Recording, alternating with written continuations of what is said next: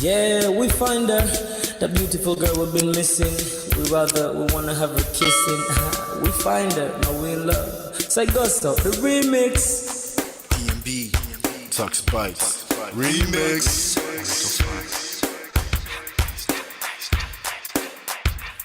Now if I had to lose you like a bad phone connection, I'd change my game to get a better reception. Sit back, let's start this interaction. Don't fight the feelings, just a chain reaction.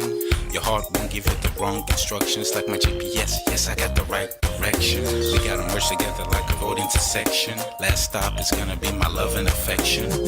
I ain't like the mother dudes, they wanna call you shorty, but I'ma call you a beautiful girl. I took your picture home, my mama saw it, she's a very, very beautiful girl. I wanna put you in my video, cause you're so beautiful. You're a beautiful girl. So when you hear us in your radio, turn up your stereo. It's beautiful girl.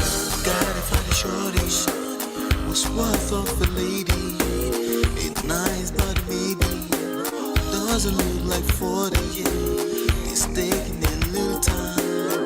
I wasn't seeing no signs, any traces of my baby. Who's gonna be my baby? But I thought I'm gonna take my time within it took a little fun eye. I saw a shorty passing by. She's got this very pretty smile. It was right at the bus station. I tried to make a conversation, holding her arms and feeling so charmed. I felt the sensation. It's been a while that I've been trying to find a beautiful girl. Now I realize I found me a beautiful girl. She's a model, she's so fine. I just wanna take it by. Beautiful girl, smiling eyes are killing tight. I found me a beautiful girl. Body me LP, oh yeah, My wish came true when I saw you, girl. God must have blessed me with your beauty, girl. Looking so right from your head to your toe. Shaped like a cocoa bottle with a smile of a queen. My queen to be, you my destiny. Got a body of a goddess with your beauty. I'm impressed and I'm never in distress. Come on over and be mine. Been searching for a man and now all the cats keep looking to mine. With a sexy walk and a sexy talk. She must be from a planet called the sexy world. I know I ain't tripping, better yet I'm thinking put a ring on the finger. We look good together. Take your place in my heart. With your beauty I'ma say that I'll never turn away. Who would think I'm in love? So the way she smiles at me just really makes me weak. The way she speaks to me just really make me go so weak. Keep staring in her eyebrows. All I kept on saying is wow. If you touch as a breeze at night, all I really want in my life.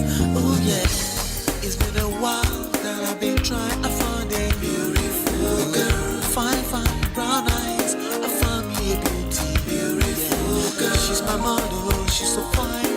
I just wanna take it. Beautiful girl. Sparkling eyes, killing tight. I found me a beautiful girl. Yeah, beautiful girl. What beautiful girl, yeah. Beautiful girl. Damn. Money. You seen her? Hot Ice. Have you seen her? LP. Have you seen her? I'ma go over to Tux Bites. I know you've probably seen her. He has a lot of beautiful girls with him. Tux, it's DMB, baby. Look. Beautiful. I look for a while, but I can't seem to find a beautiful girl so I can make her mine. Time after time, I've been searching for a while, but every girl I meet never seems worthwhile. What can I do? I pray to God for an answer.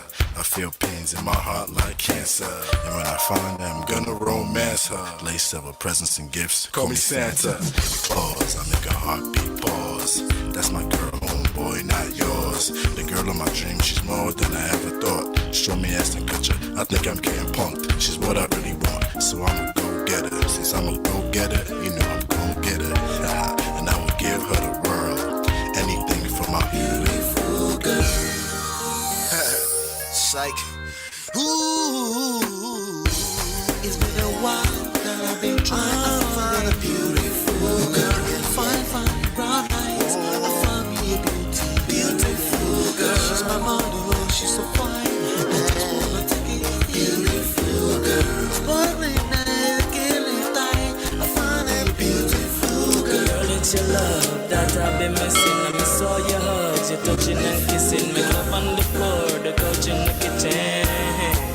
one loving we done Man of prestige. Ha! Now this guy win. Now you win. Now you win today. Now you win. Now you win. I agree. Man of prestige. Now man you be. I'm sure some people will be jealous now the way I talk about Ola. But I have learned a lot from him. That's why I keep telling you to follow him. If you don't follow Man of Prestige, now you know.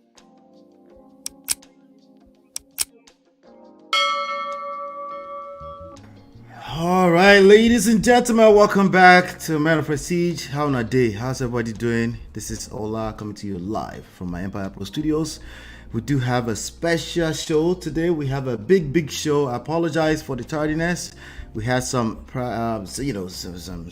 change of things happen. You know, life happens, shit happens, right?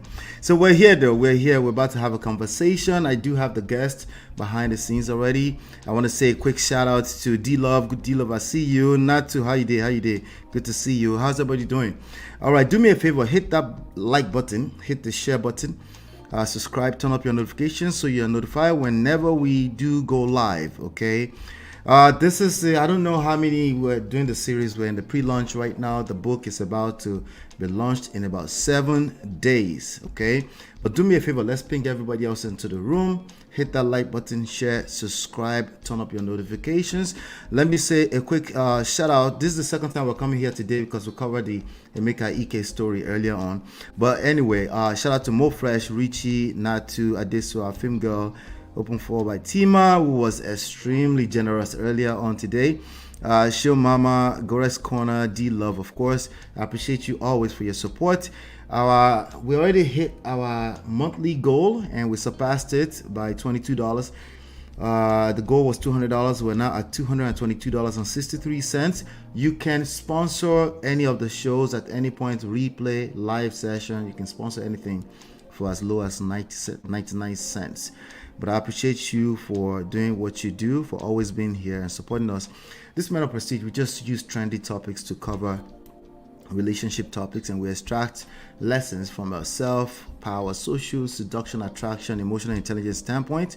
And that's what we do here, okay? But let's hit that like button, share, subscribe. Again, we do have a special guest that's ready to go. Ladies and gentlemen, esteemed viewers and our members of the Prestige family, today is a day filled with excitement as we welcome back a phenomenal guest, someone whose presence always brings a unique energy to our platform. Joining us today is the incredible Seun Obajolu, and we're diving into a topic that's bound to be both enlightening and empowering. Now, today is going to be kind of short, but it's going to be packed, okay? We're talking about discovering the secrets to a fulfilling sex life, okay?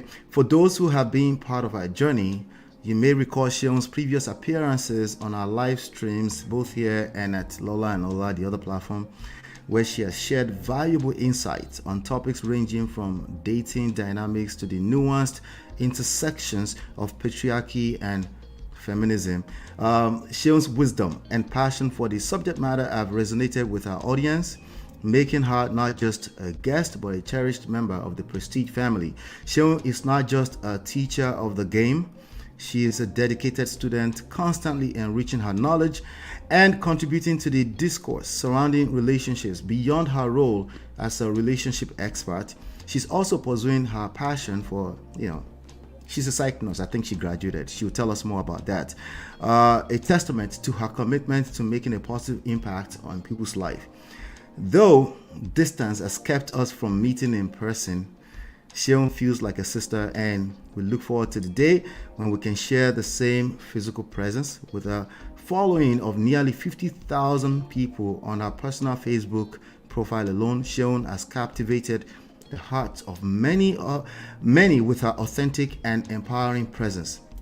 Without further ado, let's welcome Seun Obajolu back to the Man of Prestige. Seun, it's an absolute pleasure to have you here today again. It's a pleasure. What is going on, Seun? Hello, brother. Nothing much. How you doing, Ola? After the introduction, I always like to yell, like, hey, it's just Seun. It's not that deep. What's going on with you? Nothing much. Nothing much. I'm just living life, taking one day at a time. That's awesome. That's Yeah. awesome. When you're Love it. reading those introductions, I'm like, who are they talking about again? It's you now. It's you now. Because anytime I invite you, you always make it a point to. Even if you can't do it right away, you Yeah. you try to fit it into your schedule. So I appreciate Right. you. I appreciate every Thank you. second you spend with us here today. Appreciate you. Thank you for the honor. Thank you for the honor always. Yep, yep, yep, Yeah. yep. So now, listen, there's a lot going on. Earlier on, I saw you hanging out with Dr. Shola. Ooh, yeah, that part. Yeah, right, right, and That was so unplanned, by the way. It wasn't planned. It yeah, jumped it on. was spontaneous. Yeah. All right, all right. You like it spontaneous, or you like things to be planned? You know, either way works for me, as long as it's something I'm interested in. Yeah. Spontaneous is As long great as you're too. interested. Yeah, as long as it's, if I can come on, I'll get right into it. Gotcha. Yeah, yeah. Yeah, So if that's you want to awesome. catch me spontaneously, also just let me know. And you want to join me today? Yeah, let's do it. I'm so Right, excited. right. Yeah. Right. I mean, we tried to do something like that last year, but I think you were in school, you were busy Yes, a that lot. wasn't working. I'm back now. Right, I'm back right, now. right. Things And you yeah. graduated as a psych nurse. Can you tell us your Yes. accolades in that respect, please? So I'm a board certified psychiatric mental health nurse practitioner, meaning I provide mental health services across the lifespan, from childhood to adulthood, geriatrics, altogether. We help treat any mental health conditions, Okay. depression, anxiety, all of that stuff. Narcissism, yeah, we can help Narcissism, you. narcissism, the people that use the word the most don't know how to pronounce it. Oh God. You should see Nigerian girls when they try to pronounce the word narcissist, like, bro, you don't even know what you're talking about. But we are here, Yeah. we're here, Anyway, it's Yeah. awesome to have you here. Thank you for I want to having me. jump right into it, right? You There's are. a lot going on in this trendy news space and all that kind of stuff. During COVID, we spent some time together on Clubhouse because Hmm. everybody was, oh, you got the iPhone stuff, huh? You got the iPhone thing going on. Oh, was that what I asked? That Yeah, was you. okay. That was you. Yeah, yep. If you do that or your hands come up or you do gestures, you might Oh, just start Jesus. showing all kind of stuff. It's okay. All right, sorry. So they should know you're fancy like that. So there's a lot going on Yeah. today. I don't do live streams. I only do live streams one time a day at any point in time. But today, Okay. this is the second live stream today because of Hmm. the Emeka Ike story, which I will ask you some questions around that in a little Right, bit. But right. first of all, the first question I have for you today is: how much do societal expectations and norms influence our perception of a fulfilling sex life? Hmm. All right. That's a very important question and point. And you'd be surprised to know that societal, religious, cultural expectations has a huge role to play in how we view our sex lives. And again, it depends on what culture you're from, what society you're affiliated with. Somehow has a way of conditioning our minds about sex as a whole, and it finds its way into our sex lives. And yeah, we find out that things are happening. It starts to either positively affect it or negatively affect it. I can actually speak more on that if you would like me to speak just a little Please, bit on please, that. So please. when we say positively, somehow if you happen to be in a society where it's a little bit more acceptable, right, to talk about sex and people are a little bit more open-minded, it somehow helps your mind to adapt more, to accept sex more, and opens up your mind to want to learn more. I want to do more, right? And that way, if you're that kind of person, it will positively affect your relationship. If you are on the other side, a culture that's more rigid about sex, they kind of tie sex to every negative thing, in the books. Now talk about religion, add a mix of religion into that. You start to see yourself as a sinner when you talk about sex. Yeah, it will keep you locked up mentally, and your mind is locked up, and you cannot fully accept the beauty of sex. And when you go into a relationship or marriage, where you actually do need it, it's hard to get out of that box that you put yourself in. Right. You get conditioned, even It's a though lot you of know, conditioning. but it's you're conditioned to just see it as like, why do we need this? Yeah, it's nothing to be enjoyed. Is it food? Is it food? Yeah, it's you just, oh gosh, there's a beauty. And I can go on and on about this topic. There's such a beauty about positively accepting sex as a beautiful thing, and then you just see yourself blossom, and you're no longer ashamed to talk about it. Yeah. Right. Let's any more questions? I will. No, stop about please, it. if you have any, please just share, because again, I think they have a saying that the biggest sex organ, is it the mind, the soul, the brain, the spirit? I'm confused. I don't know the difference between all of them. But it's not the physical anything, Sha. Yeah. Laura Khan. It's the mind, Here, right? mind. Right. Yeah, and I could say that positive, and that's why I'm here today, right? Which is why I feel like I can share and I can impact other people, because I've been on both ends. I'm from a very religious family. My mom is a lady evangelist. I grew up in the church. I was raised in the church. So of course, sex is a sin, right? You're not Even inside marriage is a sin. Let's stop the cap. Even inside marriage, as far as they're concerned, is a sin. Absolutely. And I say this all the time. My mom is upstairs. She's probably going to watch this later. The earliest memory of sex that I remember is my mom running out of her room with a pillow in her hand and saying, "Leave me, Joe." I'm like, what is this woman running away Irani. from the bedroom? Right. So, I was my young age, after everything we've heard, and then I see my mom coming out of the bedroom with a pillow in her hand. I'm like, oh shit, that must be that thing they talk about. Probably hearing me. Wala. Right. So, then now getting into marriage, they forget to turn, because we're from a culture that expects us not to have anything to do with men, sex, or anything. And then somehow after college, they're like, where's your husband? Like, how does that happen? So they forget to turn off all that conditioning, and we go into marriage with that mindset. And then you hear people start complaining, oh, after the third, fourth year of marriage, sex is dead. Yeah. Because we Is never it that really they accepted forget to turn it off, or they actually lack the skills to turn it off? I would say they lack the skill to turn it off, which somehow now, it transitions to not even turning it off at all. Let's not use the word forget, because do they even know? Maybe they Do don't. they even know? Yeah, they probably don't know themselves. Wala. Yeah. So yes, I happened to be that child, and then I got married. I got married really young, at the age of 21, right? And then after my second child that I got into, I met this African American sister, and we got talking, and she opened up my mind to see things. Easy love person. Well, it's a skill I'm very proud of, You got distracted fast. Right. So I mean, it's a skill. Here we go. Those kind of comments don't even bother me, because I'm proud of that. It's beautiful. Right. Okay, so anyway, getting to marriage was after my second child that I realized that, what, I'm actually missing out on something. Yeah. There's something I'm missing out, and I went back to the table and I started to unlearn a lot of things. First of all, my mind, and then I now started to absorb new information, get to know my body more, and God, I have not made a mistake. Yeah, and I think I'll be enjoying sex till I turn like 65.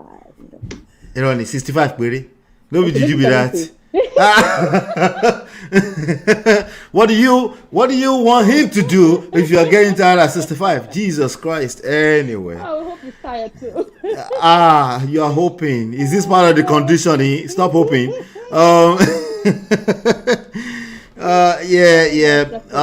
Listen. This is we can never finish learning about it, because I feel it's a moving target as well. Absolutely. I think we're coming from an era where it wasn't a big deal. If you get tired, they can always not replace you, but they can help you. They can find somewhere to come and help you inside the house. They will marry somebody else. So we're coming from that era. But in this era where people are trying to have more of an individualistic tradition, culture, me and my wife, now it presents a different type of problem, and some of those things that might be covered up with other ways before is now being exposed. As much as we like the family unit, a lot of people are struggling with this. Now, should individuals in a committed relationship be open to exploring non-traditional or unconventional sexual practices for a more satisfying experience? And let me explain. When you start to talk about certain things that's not just missionary, part of the conditioning, people start to become uncomfortable. Yeah. Right?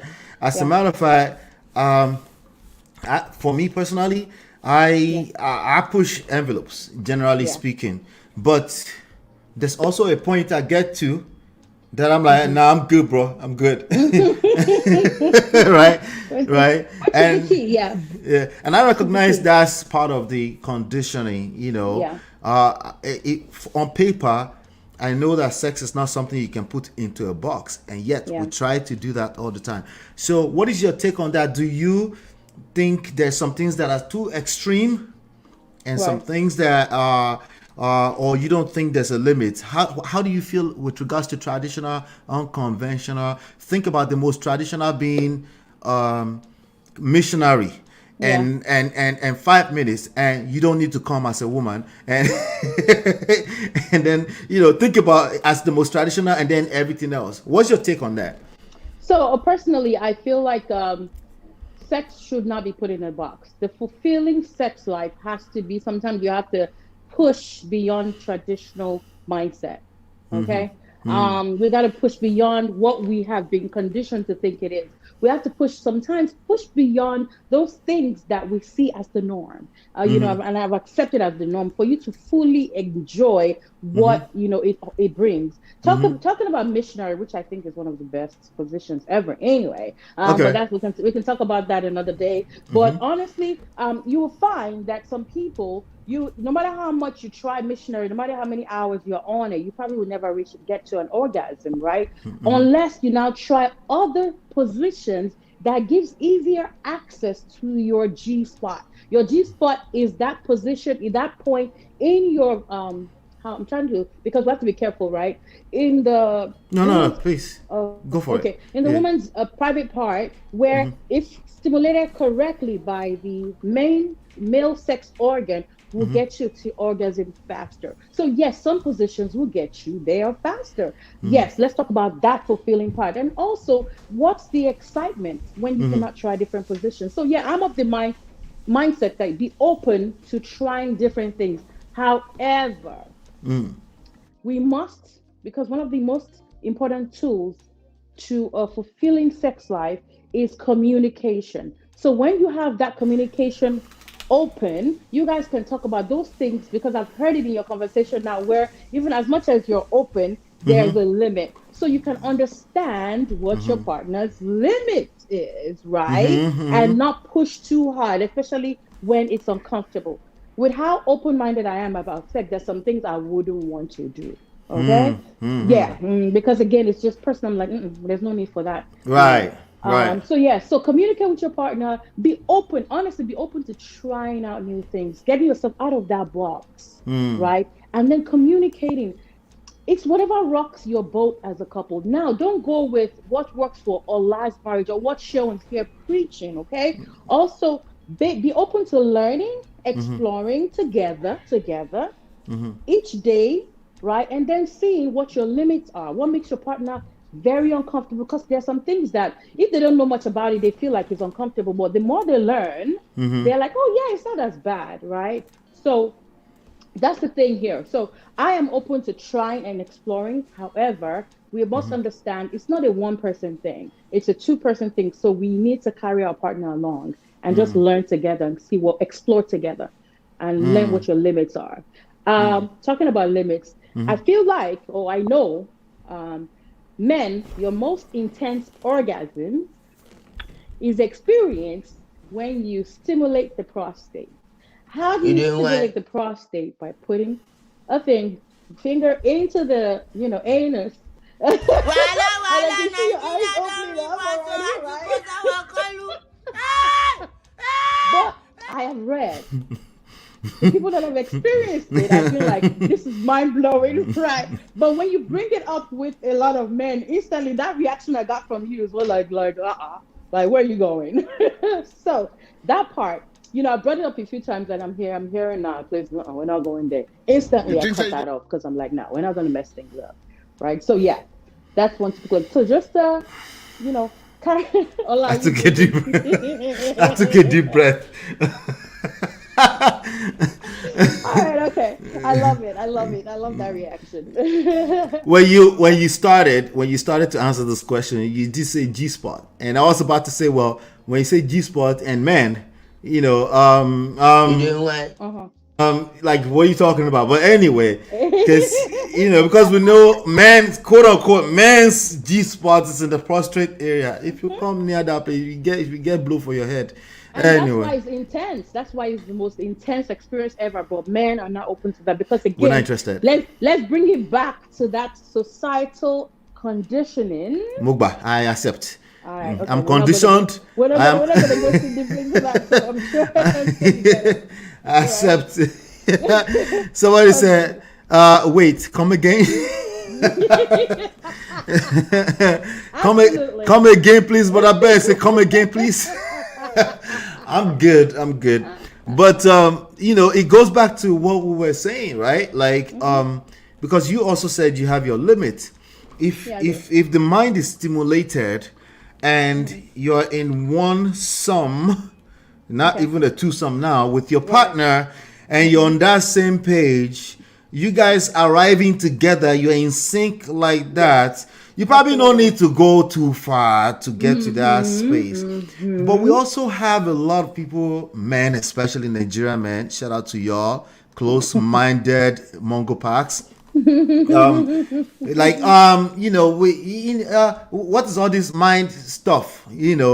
They don't like anything that requires the understanding of how the mind works with respect to sex. They kick against it.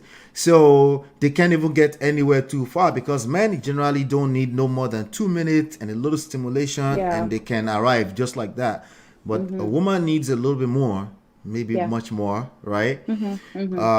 So now, what is in it? Let me ask you this question, right? If I need 2 minutes, I don't need 2 minutes, but you know what I mean. Like, let's say I said I need 2 minutes, right? As a man, right? And the woman needs about 20 minutes of so many things that's not even close to. We're not close there yet. Sometimes as earlier on as the day, right? Before we go, what is in it for a man? Why should I know this is my wife, I'm supposed to be willing to satisfy her, but there's only so much I can give. I can't pour from an empty cup, right? What is in it for a man to even be doing all of that serene just because I'm trying to get 2 minutes? All right, to experience, because again, we have the understand. If we have a man who's educated about sex, and that's why we must not, as much as sex has been trivialized, and a lot of people feel like, oh, what's this importance about sex? Sex is very important, and that's why it's important that we take the time to educate ourselves. In this one question, there are many things I can throw into it, and I'll try to touch on it. Understanding that sex, the act of love making, right?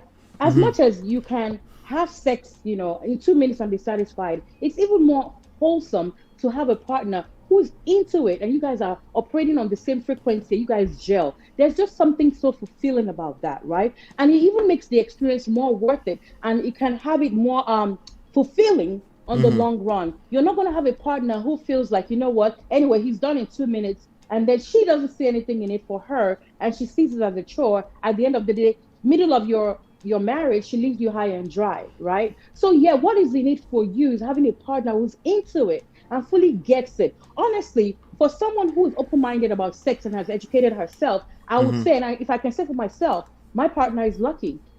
My partner will also look into it. My partner will also, because again, I'm embracing my sexuality as I'm more educated. And yes, I have every trick in it to always get him there himself, right? Because I know the tricks now. I can initiate sex. Come on now. It becomes less boring. And this is right. Nigerian men are, and I'm sorry, I hate to generalize. Let's put it like men who are not educated. No, it's okay. Sex. It's okay. Nigerian men can collect today. No. It's all right. It's all right. Yeah. What we're looking for they need to learn. Yeah. A lot of you want to marry a virgin, a very righteous, virtuous woman, right? And then somehow you expect her to turn into a freak in the sheets overnight. It doesn't work like that. Yeah. Because again, that thing that made her virtuous and righteous for you in the beginning has to be reconditioned for her to accept to be a freak in the sheets for you. And it does not happen overnight. It takes a lot of learning, it takes a lot of unlearning and then learning, right? But then she might not be able to do it herself. And you cannot be selfish.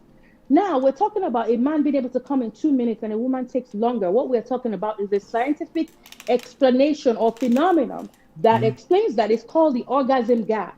Men and women are built differently, right? So a man might be scientifically will be able to get to orgasm or in about 4 minutes. Meanwhile, it takes a woman about 12 minutes or thereabout. So we have between 6 to 8 minutes gap.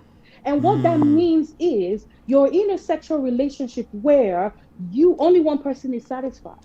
So she's either faking orgasms and she does what she has to do. At the end of the day, she sees it as a chore and she constantly avoids the whole experience. Or you learn and you've educated yourself to see that, okay, there is a gap. What do I need to do? I need to do something to heighten her pleasure and get her to that point. What does that entail? Learning more about foreplay, right? Taking time on the foreplay. Naija man, you guys just want to do one bam kiss, a little bit, fondle on that boobs like pure water, and then just insert. And then sleep. And then go to sleep, right? But you need to take the time. Even kissing, taking the time to kiss your partner. There's a huge effect about that. It turns both of you on crazily.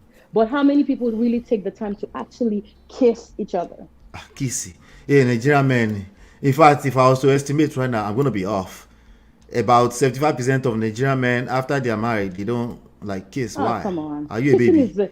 Kissing is one of the most You need a kiss. beautiful... Come on now. You should see them in front of church when they beg them and say, hey, kiss your wife. It's like the most awkward thing ever. You know the ones who actually do it from time to time. You know the ones that are having a hard time. It's like you're begging a 15-year-old to have their first kiss. Right. We're talking about 47-year-old people. This is 2023, for goodness sake. Well, I mean, we're these are the issues. We're no longer our parents. We're no longer our moms and our dads, right? What's the big deal in kissing your tongue kissing, French kissing your spouse? That is a big. I'm feeling for my brothers. Man, you have to. Anyway, so for me, I grew up around uncles who have always done this kind of things around with their girlfriend. For me, so it's not. But then I came to find out in my adulthood that a lot of Nigerians struggle with this stuff. As simple as it sounds to us, just ordinary kissing, you know. So if they struggle with kissing, what are they doing the first time somebody pushes back in the bedroom? Right? Yeah. See, it's easy for any man of any tradition to pull out their prick and start doing. But when you start talking about all the foreplays and all this kind of stuff, it becomes a very awkward conversation for them. And which is why they overreact, and which is why they're running around town talking about somebody is weaponizing sex. Today, earlier on Dr. Shala's show, there was a lot of talk about women weaponizing sex. I was there for like a few minutes. I had to leave. What is your overall take on this thing called weaponizing sex? I want you to address both sides. The man who feels like a woman is weaponizing sex, and the woman who feels like weaponizing sex. It's not weaponizing sex.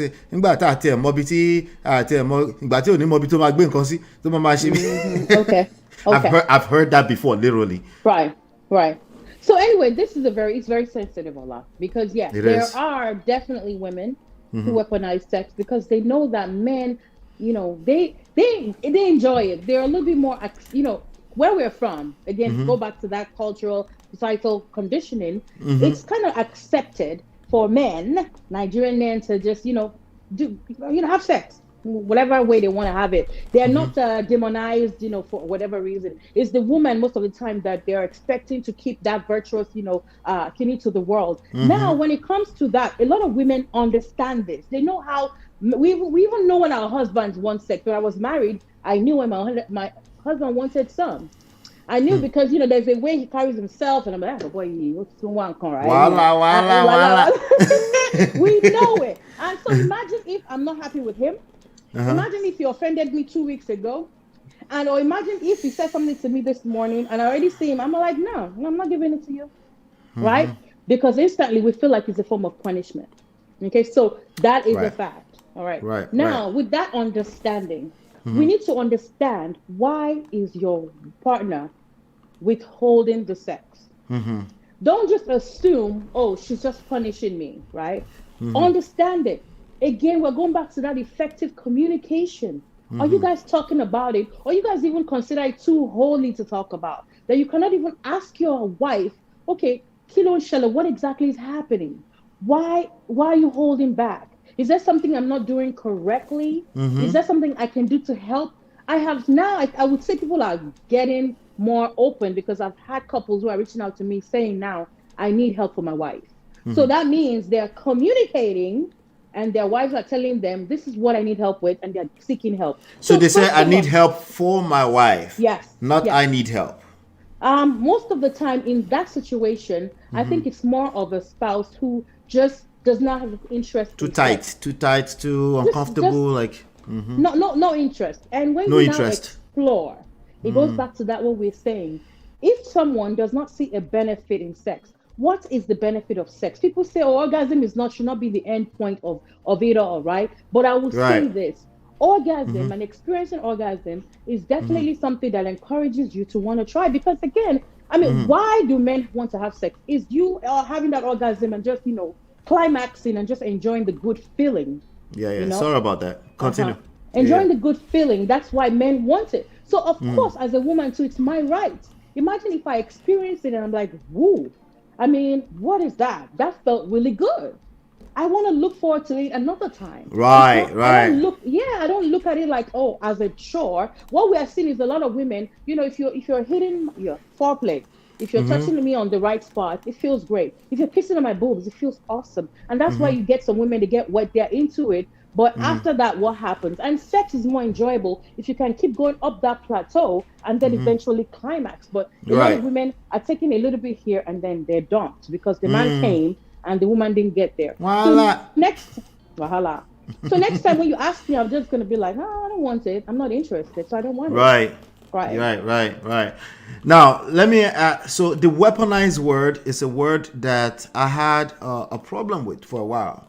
And I think because I was too far ahead of most people, right?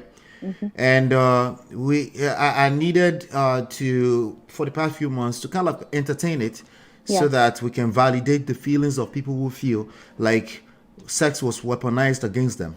Yeah. But my thing, the way I took it is, if I use the word weaponize, right, that means this woman did not want sex with me, right? Because maybe she didn't. Right. She didn't want sex with me, and she know I'm the only one who wants it, which is already terrible.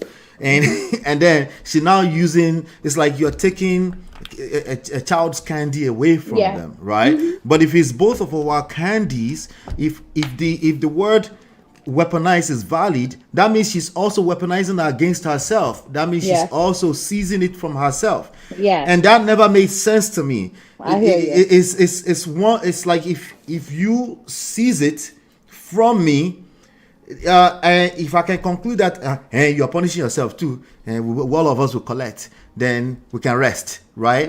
But inside of me, inside, I feel the reason why I'm using the word weaponize is because I'm so disconnected from the idea of sexual fulfillment between two people. Because if that was the case, where we feel fulfilled, the only way she will be taken away from me is that she's taken away from herself as well. So, but I realized over the past several months that, okay, you're right. They weaponize us. Now, what do we do? Because this person is weaponizing sex. What are you going to do about it? Right. They're taking your candy away from you. Wait, why is it that you're the only one that enjoy this candy? Exactly. Right? Right. It's deep. It's deep, Ola. It's deep. And we can keep going deeper. Maybe we can have a show where we talk about reasons why a woman might be weaponizing. There are different reasons. As much as even a woman is open, and you know, when you were talking, I was exploring, like, there are days, you know, a woman who is more, you know, open to her sexual life and sexuality, right? Is able to disconnect her emotional feelings or whatever she's feeling, you know, negativity, and just enjoy the physical pleasure, right? Which is Which is worse. Well, it's what I can say is this, and you've heard some people say they have a very toxic relationship. However, their sex life is banging. All right, that's because they both know how to, you know, touch each other in the right places and get themselves there. It's a very toxic place to be. I wouldn't want to be in that kind of relationship, because then I don't know, right? Yeah. Right. So some women are able to, here's what I would say. Like, there have been times, and let's just be practical, because I like to be practical. Yes. There are some times when I'm upset, you know, I'm angry at my man, and like, oh, I beg Jerry, leave me alone. You even irritated me, you know. And then, you know, he's in the bed, you know, we're both laying there, bodies touching bodies, and he starts to touch me, and I'm like, oh, leave me, Joe. That's one of the first things I want to do. Leave me alone, Jerry. I don't know my body. And then, of course, knowing my body and knowing how my body works, me that I'm saying, oh, leave me. Next thing I don't know, when I started moaning and stuff, right? And then before you know it, I'm like, oh shit, how did that happen, right? Excuse my French. So, that part. This is the part where men struggle. Like, if you want something, why don't you just want it? Why you gotta go through all this mental gymnastics and masturbation? What is going on? I hear you. You Well, know. we gotta try to solve or figure out whatever it is before we just try to jump into that, right? Because again, you can only do that for for a few, you know, short time. Because if you keep using that, the fact that you know her body, you know she enjoys it, and she'll fall for it, and you don't fix the underlying issue, I don't know how the quality, the quality of that marriage relationship is not something to be proud of. So exactly, you know, over here at the Man of Prestige here, we have 4 things that we try to focus on, and that's friendship, number 2, sex, number 3, managing expectations, number 4, managing pride. Pride and ego. Yeah, and I believe strongly that if people take care of just 2 of this, they have a high likelihood that it will last a long time, which means they will have some time to figure out the rest of it too. But you know, the Indomie generation said there's no manual, so there's no need to learn anything. So let me hide my concept away. Yeah, I hear you. I hear you. But let's do this. So now the thing with sex is, I really do believe strongly that it is a weapon.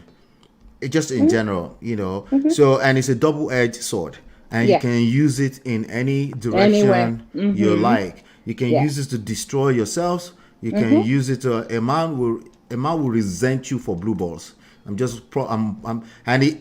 will blame you for it, even though he's the one that really can't figure out what is going on. He will blame you for it. Newsflash, Ola, a woman will hate you for pink balls, okay? Just FYI. No baton. I will hate you for pink balls, okay? I'm not doing that. All right, just FYI. So there you go. So, but there's something in between, right? That becomes a disconnect. It sounds like we can start with communication. We can also start addressing some of the disconnect when it comes to emotional needs, right? So at the end of the day, people have at least based off of this theory, people have this 6 basic emotional needs. Number 4, connection, right? So, and that's why some people will conclude that, hey, if she's not sleeping with you, she's sleeping with somebody else. They will conclude that for you very quickly.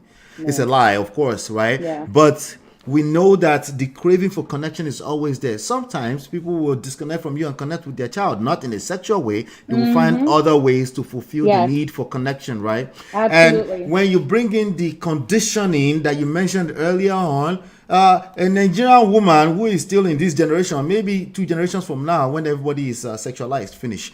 For now, at least, right? They can disconnect and say it is not food. Okay, I don't feel safe with him. I don't feel secure with him. I don't have to. I'll take care of my children, and I'll be fine. You know. So we have all of those things going on there. That becomes it makes it become complex, a very complex situation when you're literally sitting side by side in the bed with your partner, and you can't even open your mouth and say, "Hey, babe, what's going on?" You know, you open up. Can I before we please go far? Please. Before we go far from this, Ola. And it's we might laugh about it and say, you know, you said something about before people get sexualized, finish. You'd be surprised that right now a lot of mindset shift is happening, and it's happening rapidly. Okay, especially let's go back to this Nigerian woman we keep talking about, and I'll tell you, I have a practical example because I was trying. No, be not now that's a carry me come wahala. Okay, I was, I try to, help people, women, because I'm very passionate about it. Because again, I see the benefit of it. I mean, there's a lot of benefits about having a great, embracing your sexuality and just enjoying a great sex life. It's so beautiful. Like, ooh, it even increases your confidence. Let me tell you something. A woman who embraces her sexuality, you will not understand the level of confidence you have. But let me go there. They're always giggling. It's like, what? Why is this one happy? Like, kilo shit. I'm so yeah. You're not gonna be asking questions and be cranky and asking your husband why is the floor on the floor. You just don't understand. Your skin is glowing. You are happy, right? You're even more receptive to everyone. Now, I wanted to, in a bit to do that, I created a WhatsApp group. Okay. Say, hey, sisters, come on, all Nigerian women, let's talk. Let me help you guys. Like, just be open. No judgment zone. Just be free, be yourself. I swear to you, lady Ola, what these women, in fact, I've even me the teacher, I've like relaxed now. I don't even say it because I'm like, these women are my ogal. Like, really? So they started getting comfortable and they were speaking up. The things inside of them, you hear women saying, oh my God, they're sharing, porno things, and they get the high, and then they're like, man, I want to go and shag my husband and kind of thing. But they're the ones, comfortably sharing these pornographic things, and they're talking amongst themselves. They're talking, the topics we're talking about, I'm like, wait, are these Nigerian women? If only we understand what the impact of a no judgment zone means for women and our acceptance and conditioning, we will all be open to it. All right. But instead of that, we start looking at being open sexually as a negative thing, and it's not always negative. Right. So based off of what you just said, number 4.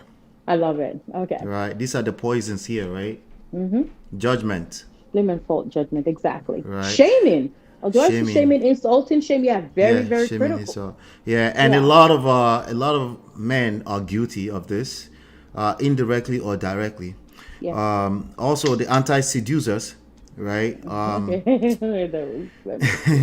I think I'm trying to see here the moralizer, number 3. Right, that'll be judgment. The police, moral polices, I know those ones. Those ones are the ones who are not. Imagine someone like me working on your wife, telling her to be a little bit more open, teaching her tips, and then she comes home to you to try to explore with these things. And one of the first things you ask her is, where did you learn this from? Who is teaching you this one? Are you now a slut or whatever? But guess what? When you guys, and this is a sensitive place I'm going to go, there's this general idea that when our African men come to parts of the world where women are living more open with their sexuality, right? And they jam or come in contact with one of these women who just go crazy in the bedroom. These men now think they have found the Messiah and never want to go back home to their wives, right? Because they have a fulfilling sexual experience in the bedroom. They have a woman who's taking charge, who knows how to give you a good head job, who knows to initiate sex, who's wild, who will give you every position in the bedroom, right? And then your eyes were like, oh my God. Which is why they say, if a man goes, and I don't want to mention let me respectfully, right? My African American sisters, I love them for that. And some of them try to correct me that, I hope you're not meaning we are loose because promiscuous and stuff like that, right? No. And I tell them, no, that's not what I'm saying. I'm saying it's great that you guys are a little bit more open. It's a compliment. Exactly. It is a compliment versus, being something derogatory, right? It's something that helps. And we do they say it a lot. I've heard experiences where a married couple, the husband experienced an African American, and he's like, nah, I'm not coming back. And then at the end of the day, I feel it's so saddening to me because I'm like, wait, do you think that woman you came in contact with, do you think she got there overnight? Do you know is it part of the culture by any chance? Did the culture encourage being open or making them feel safe to be able to express themselves sexually? Well, I think we have to also talk about different factors that might contribute to that or take away from that. Some African Americans, I heard, they're also as strict as African families, again, depending on what part of the country they were raised. The people from the South are a little bit more traditional, and and the religious ones too also could have that as restrictions. However, the ones that are a little bit more accepting in the culture, yes, I've heard my girlfriend that taught me, she said when she was growing up, her grandmother kind of educated her a lot about being clean as a woman, taking care of herself down there. And then as she got older and got close, they thought that she was a little bit more mature. They started teaching her about satisfying her man sexually, the importance of that, right? And that helped her and groomed her a lot. Gotcha. Right? Imagine we are able to do that with our children. Hey, I am doing that. Someone listen to me now will say, oh, why are you teaching your daughter that? My daughter is 20. But before she got to 20, or way before, I started on my sex education, age-appropriate sex education. Absolutely, because I want them to see the importance of it along the line. And as they get older, I will continue to modify my sex education to empower them. Because it's beautiful. Yeah. Do you agree with this statement? Women who deny men sex should be jailed. Oh, this guy, you seem very passionate. Oh my God, this is What about this one? Let me see. That morning and night kisses are a routine for me, and my husband knows that. Okay. These are some of the comments in the chat. Let me see. There's another comment here that I wanted to highlight. I think it was from Natu too. Let me see. Why? But before you go, why are we keeping it to morning and night though? But even I still applaud you that you guys are keeping it consistent. But if I can take it a step further, I would say take it away from you having a structure with it. Kiss your husband whenever you guys are sitting down. Just random. Just random. Kiss him at the store. Who cares? People say public display of affection. Yes, I want to publicly display affection to my husband. If you have a problem with it, then go and it helps. Yeah. Okay, this one, it was not to any man that comes before his wife needs to be in jail. I agree.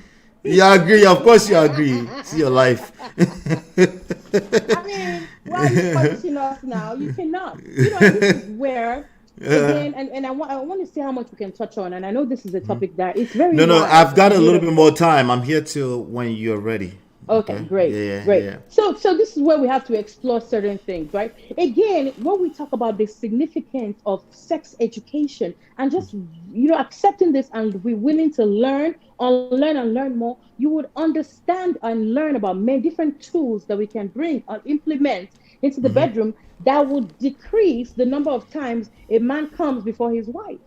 Right. Number one important sex tip that a lot of men, when we hear, especially African men, is sex toys. The minute you mention sex toy, and a normal average African man shuts down. Especially when they say, "Is it only sex you think about with your life?" They shut down when I hear, because I do this. I go to churches to talk about sex all the time. In fact, I'm going to Canada in a couple months to talk about sex. It's beautiful. Even right? though Were has congee every 3 times in the hour, he's asking, "Is that all you think about?" I'm like, right. When we mention that sex toys, our men just shut down. But if only you guys understand, first of all, why is it that they shut down? What is it? Is it our culture? What is it? Why? It's ego. You mentioned ego. Ego. Yeah. It's ego because a man automatically thinks or assumes that a sex toy is coming to take over what he cannot do. But one thing I want you to understand, a sex toy, yes, you've mentioned something today. However way we choose to use something can determine. Sometimes something. I said it's a double-edged sword. It's a double-edged sword. It can be double-edged sword. However, if you guys are learning together and learning what it is for your marriage, how would you say? I know the beauty of sex toys. I use it when I have to, but I've also educated myself, so I know that not all sex toys are for me.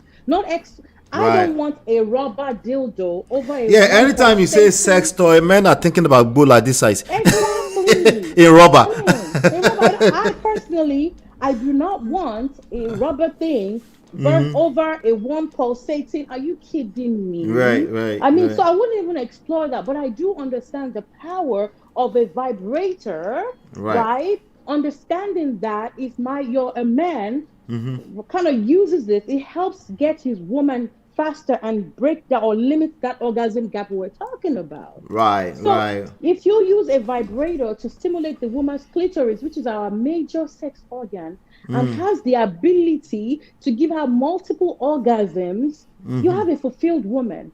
You can give her Absolutely. multiple orgasms without doing a lot of work, just using that. You're the one applying it, right? She comes multiple times, and then you can go right to pounding. You can come in 30 seconds if that's what you want. Trust me, she won't even Yeah, mind. yeah, But if you're yeah, not giving her no orgasm, no foreplay, anything, and then you don't come 2 minutes after, what the heck am I doing with you? yeah. Right? Absolutely, So, absolutely. yeah. So another word that comes to mind, which is a big chapter in the new book that's coming out, is playful, fun. That comes to mind when you were talking about that. It's Yeah. not just about the physical thing. This is just a pen, no. I know. She just pulled out something earlier, but this is just a pen, Shalora. No, I didn't put anything. This one too is a lip gloss. So Oh, okay, okay. Hey, they come like lip gloss sometimes too. But anyway, You're right. right. So one of the major sex tools that you can use is Yeah. just to be playful and not be so all uptight. Uptight. I think one of this actually is in there too. Maybe is the, let me see, it might be the, not the bumbler. It's one of these. I'm not sure.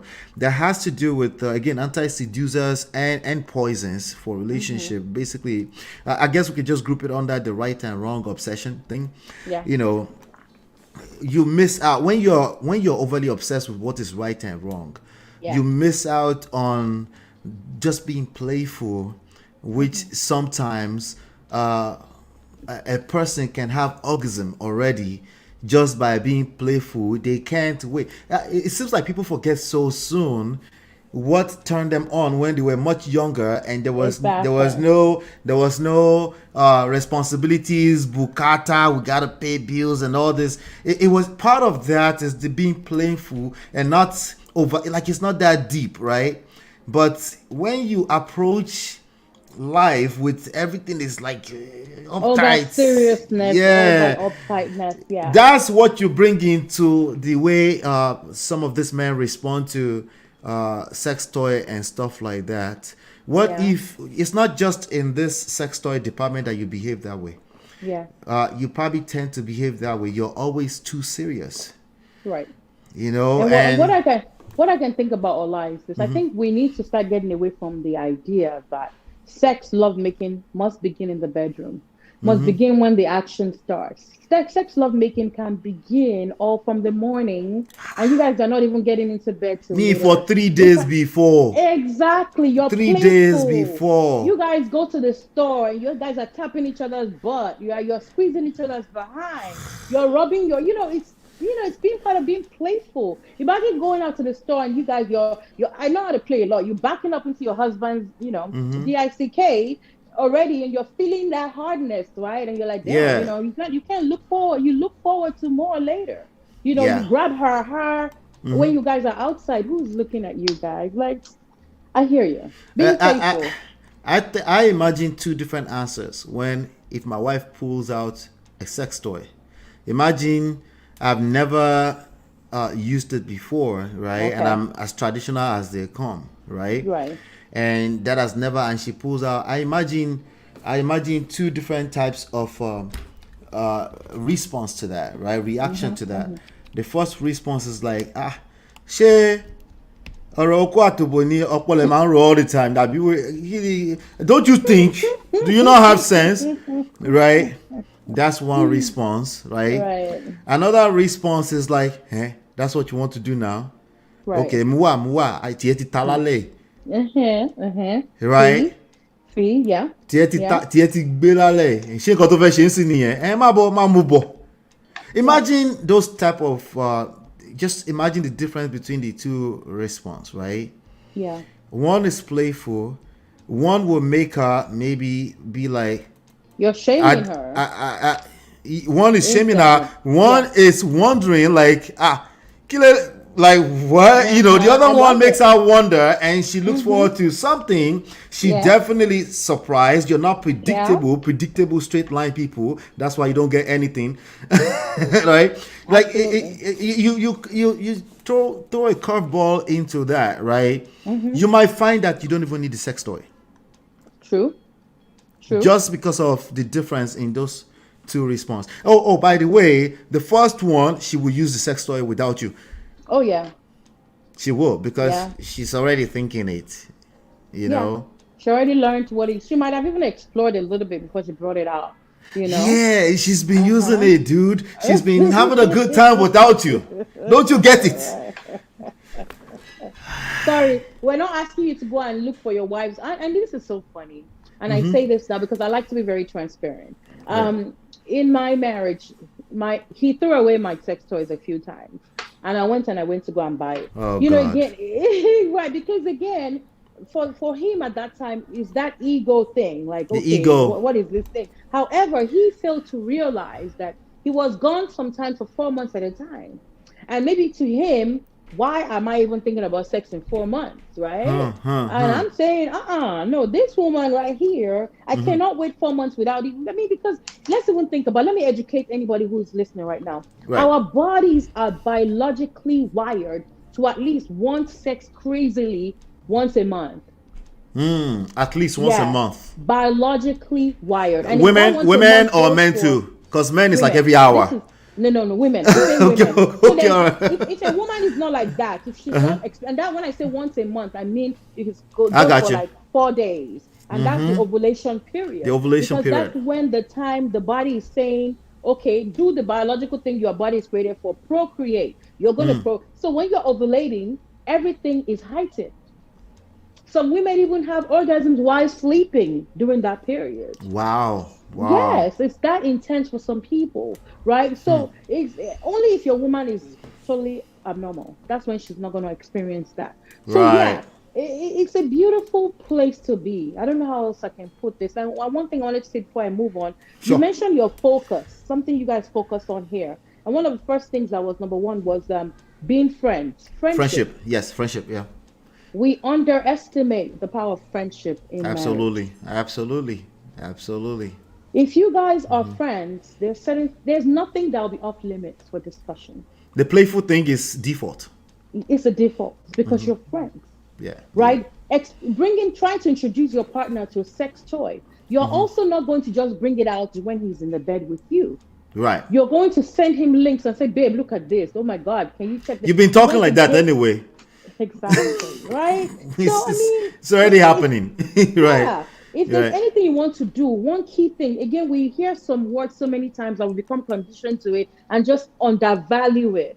Friendship is key Yeah, to a yeah. successful marriage or relationship Absolutely, and sex absolutely. life. Yeah.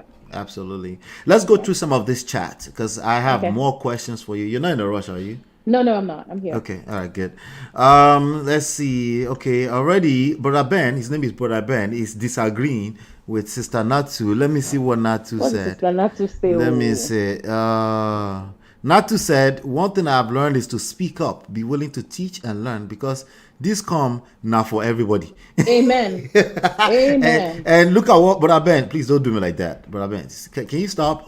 Can you stop disagreeing with some of these very important points? And then it goes, I won't say Pim at this junction. It's cruising. Team hypersexual.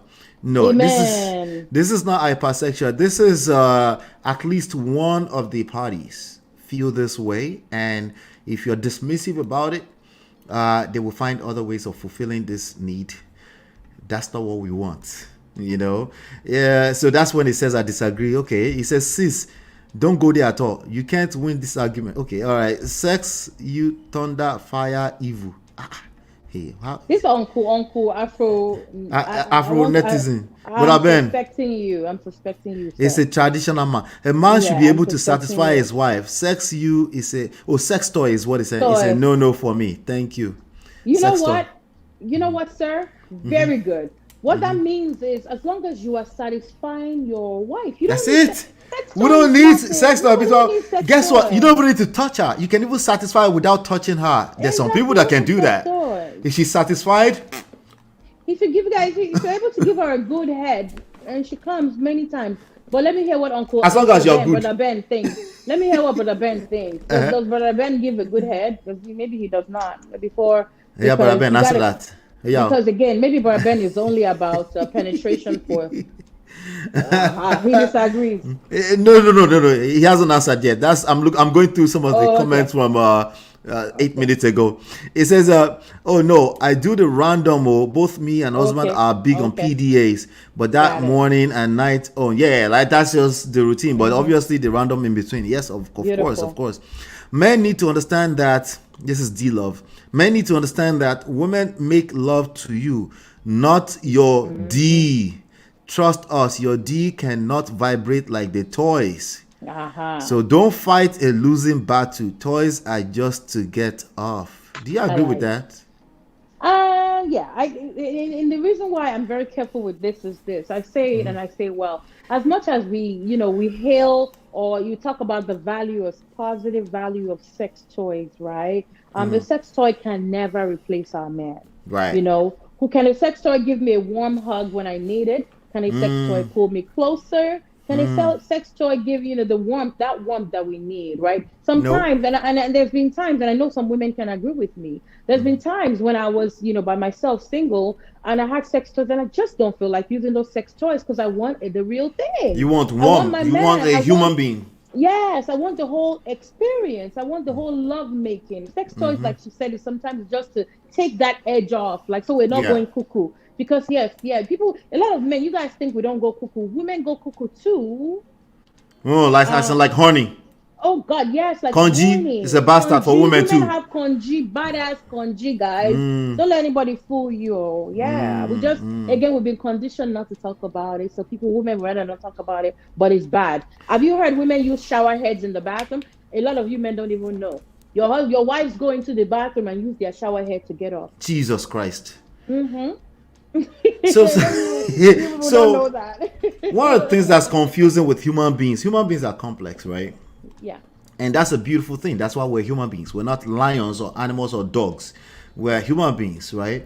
Human beings, women will say, once she's not feeling it, you haven't excited her to want it. So she's just like, is it food?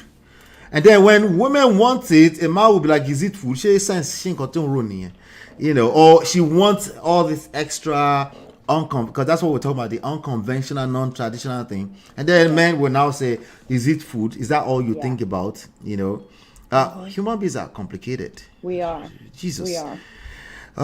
Chinja say I'm touchy, feely person. Hey, of course, yeah. Of course. But Ben is answering now to say, once a woman buys sex toy, what's the need for the man again? I think we just answered that, I guess. She can go ahead and satisfy herself without me. It's like asking, what's the need for a man to jack off when he has a wife at home? Right. Go ahead, please. I know we can never educate, and I think again it comes down to that mindset.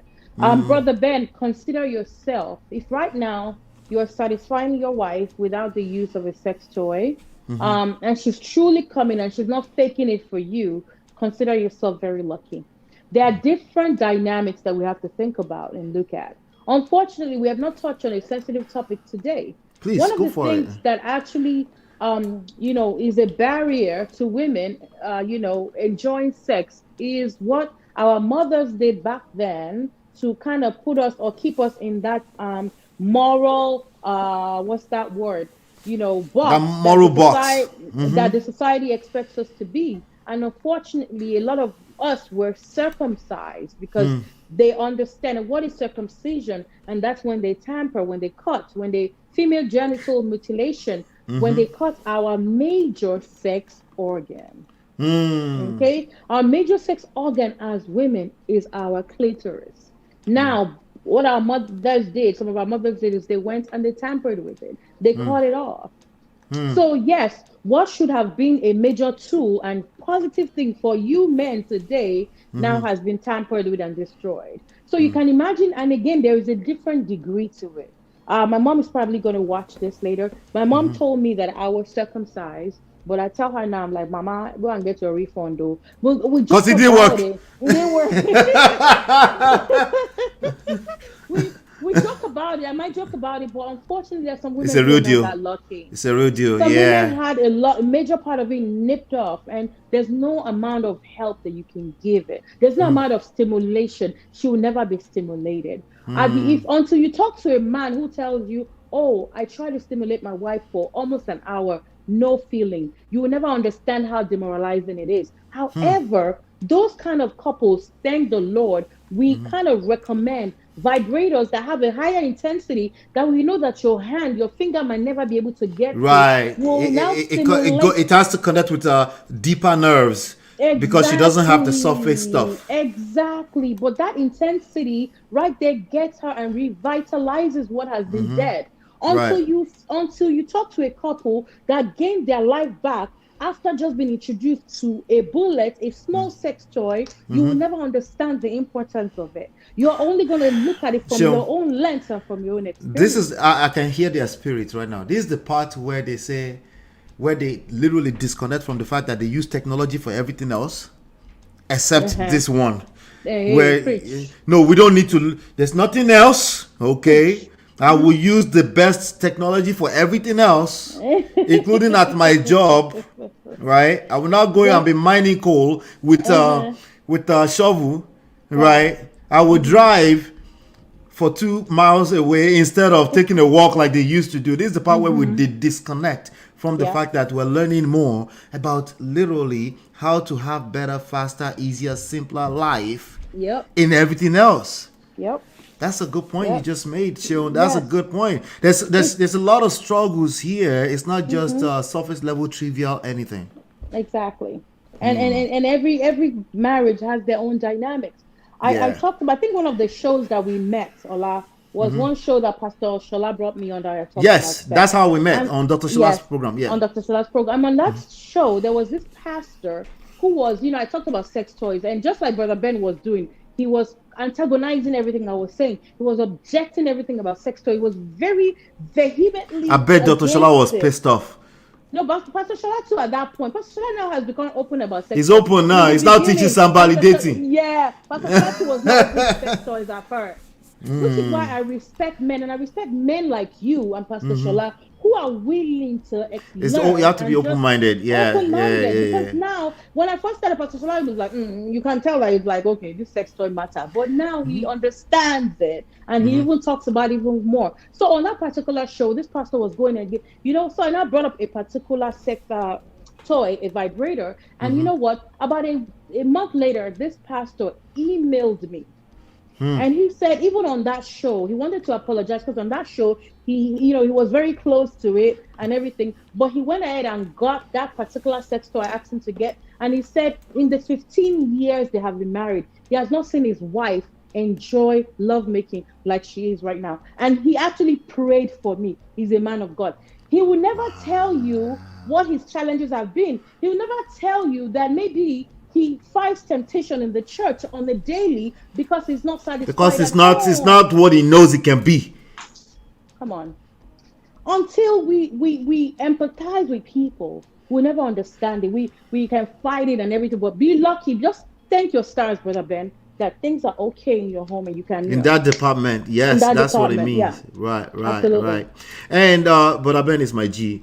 Here's the thing: when you use the My View, Sheil knows me on Clubhouse. Just because she just saw your view, I don't care. So I don't think for me as a person, I don't need to have opinion in everything. There's some things I'm completely ignorant about. Not saying it's ignorant. I'm just saying that there's some things, like in general, right, that it's not every topic you understand. Like there's some, and by the way, you could be enjoying and it's good for you. But like, for example, I say it all the time when it comes to getting women pregnant and having babies and the pregnancy is all perfect and everybody's healthy. I didn't have empathy around that for a long time because God blessed me with easy peasy all the way to C-section. Pregnancy, see? Right? But when you start to hear some people's story and say some people struggle from day one. Yes. Horrible pregnancy symptoms. It's risk. Horrible. It's risky. Like it's already risk. They have to be on bed rest and all this kind of, until then, because that's when you realize there's people struggling with this. There are men there are men that didn't realize that their wife was struggling for years. Yes.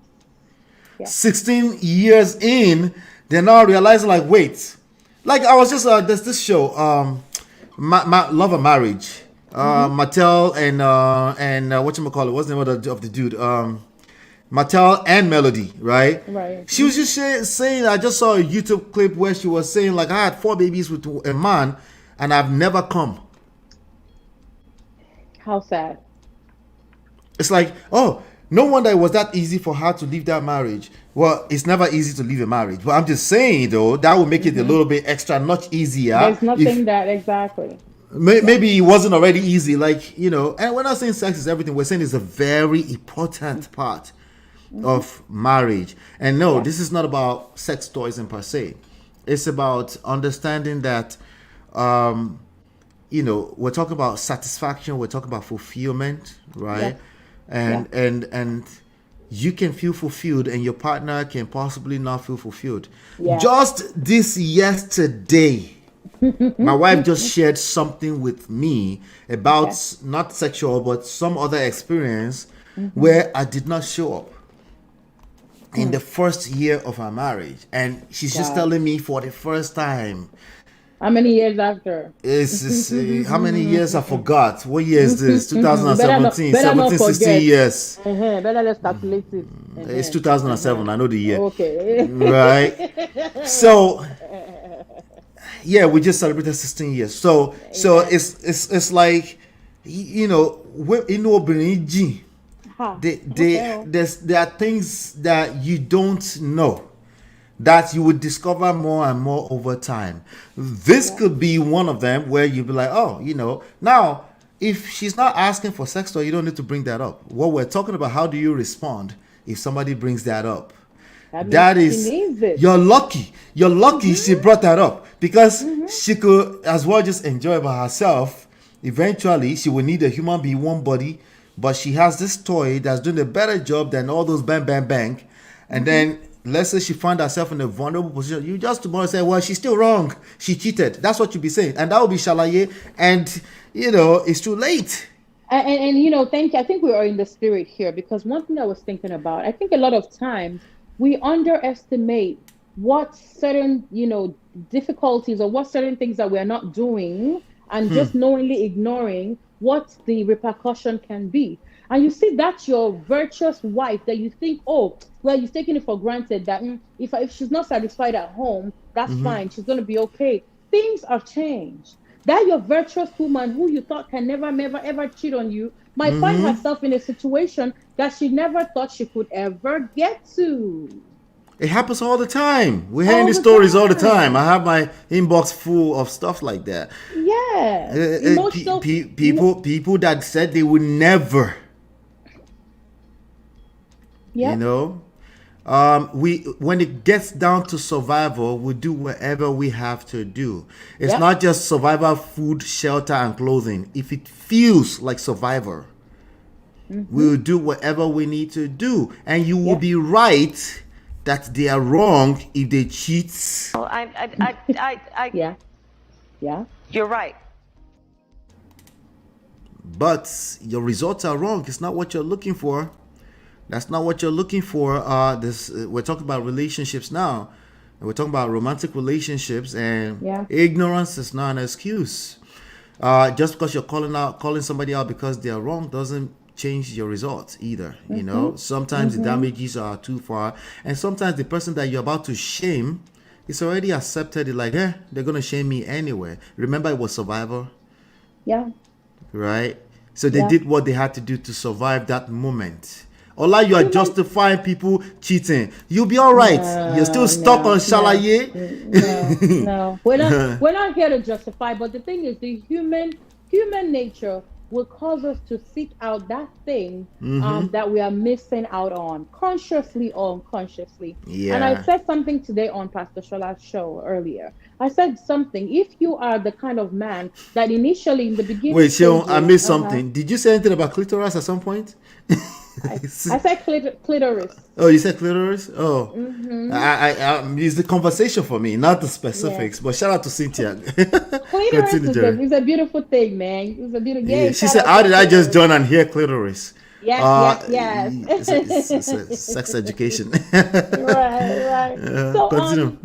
If you like in the beginning stages, right? Like you said, we've talked about things that used to excite us in the beginning. If at first, you used to tell your wife she was beautiful, your woman she was beautiful all the time, then marriage happened and you stop, you took her for granted and you stop telling her how beautiful she is. You stop complimenting her looks. Stop reminding her, what she means to you. Guess what? She gets into an environment where there is a particular person who is just, he might have, bad intentions, and she might initially see it as innocent. It could just be as, oh my goodness, Sean, you're looking so beautiful today. And the next day she dresses up again and he says, oh my God, look at you. Oh my God, you're looking gorgeous. You know what's going to happen? We talk about conditioning. Because I don't get that compliment at home, I will now unconsciously start to seek that validation that I get on the outside. So when I'm getting dressed the next few times, I'm going to work every morning. Stop the cap. Unconsciously, you will consciously, you're just at the point where you don't care anymore. No. Before we get there, let's there's a lot of things that happen. You're right. Yeah, because again, you don't even want to admit it. Don't forget that we still want to. You don't want to admit it, right? Okay, especially women do that a lot. Exactly. I'm not cheating. What is the big deal? What did I do? Women don't count all the bodies. They just count the one that matters. So I'm getting dressed in the morning. Now, when I'm getting dressed for work, I'm getting dressed with the mind that, I want Mark to compliment work husband. My work husband. So he becomes a work husband. So we start unconscious, and guess what's happening right there? You're even already emotionally cheating. That's it. But it did not. Because you will start hiding those text messages. You will start hiding them. Yeah, those text messages will happen, and you will start hiding them. That's the way it starts. And you're right. All along, you told yourself, no, that would never be me. It's just it's nothing. Exactly. You never ever think you will get to a point that you're looking forward to another man's compliment, and that could have been fixed. What is the simple solution? My husband, me telling my husband, babe, you don't even compliment me anymore. And he said, oh, babe, I'm sorry. And he becomes intentional about reminding me how beautiful I am. That would have solved the problem right there. But when you bring it up to husband is like, whoa, do you know how many things I'm thinking about? I bet Jared will be telling you, you're beautiful now. Didn't I tell you you're beautiful all the time before? Why do I have to tell you now? I'm thinking of paying school fees. Now let's translate that to sex. It's the same thing. When a woman is telling you, oh, I'm not satisfied, she goes the extra length to bring in a vibrator because she has heard that, okay, this might help me. And you still disregard that, saying it's sex food. Why do we need this?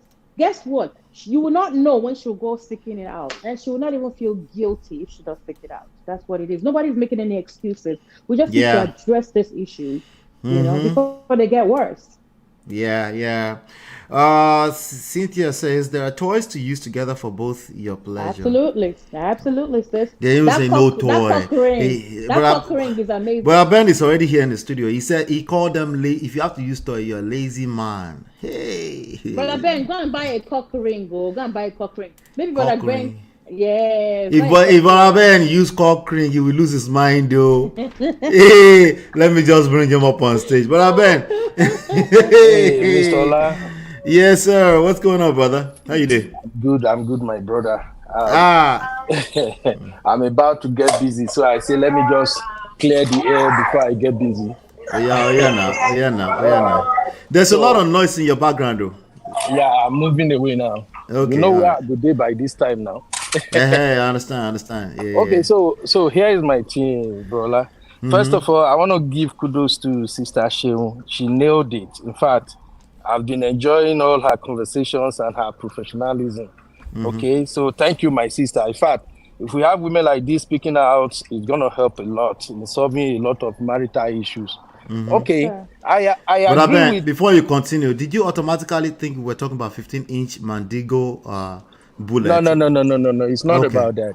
For me, it's not. But that's why I say let me clear the air. Now, I am not against people who use sex toys. To be candid with you, It's their choice, But the thing is, the reason why I'm kind of saying that in the comment is when Sister Seun said Nigerian men, when you bring the topic of sex toy up, they lose it. That is what prompted me to feel like, I think everybody have the right to what works for them and in their marriage. Now, I've had this discussion severally on some other platform and with some other people too, okay? And this has always been my stance. First and foremost, if a man is not cheating, if you are not running around on your wife, you know that your number one priority is to satisfy your wife. And I once said on a platform, I can't remember now, I said, look, if you are married, from the moment you meet your woman and you start having intimacy as a man, the first thing you want to figure out is how to get her there. You have to explore her body. If you try on your own, you're not getting it there, start talking to her. Babe, tell me, where be your meme this thing? If you have some exchange, you engage in some style, you feel that she feels it, talk about it. That's why you are married. That's why you are one. Talk to her. These are open topics. I understand that some men don't like discussing things like this with their woman, but I don't think in this time and age, a man should be quiet about stuff like this. So you talk to her, you ask her how you want it. What did they carry you go there? And she tells you. So if she tells you, you start working on it, you start improving on it. Because to me, I believe in two approach.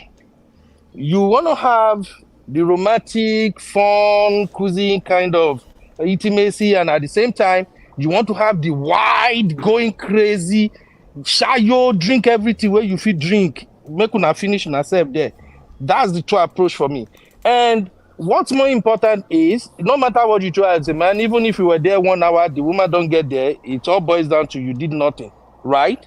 So my advice is always that, look, figure your woman out. Know how to get your woman there in less than 10 or 15 minutes. That will save you a lot in your marriage. If you can get her there as fast as if you know all her points, anywhere that you have to excite her, all her extreme point, you know what to do with your hand, your third leg, your mouth, your lips, everything. You figure it out, you are good.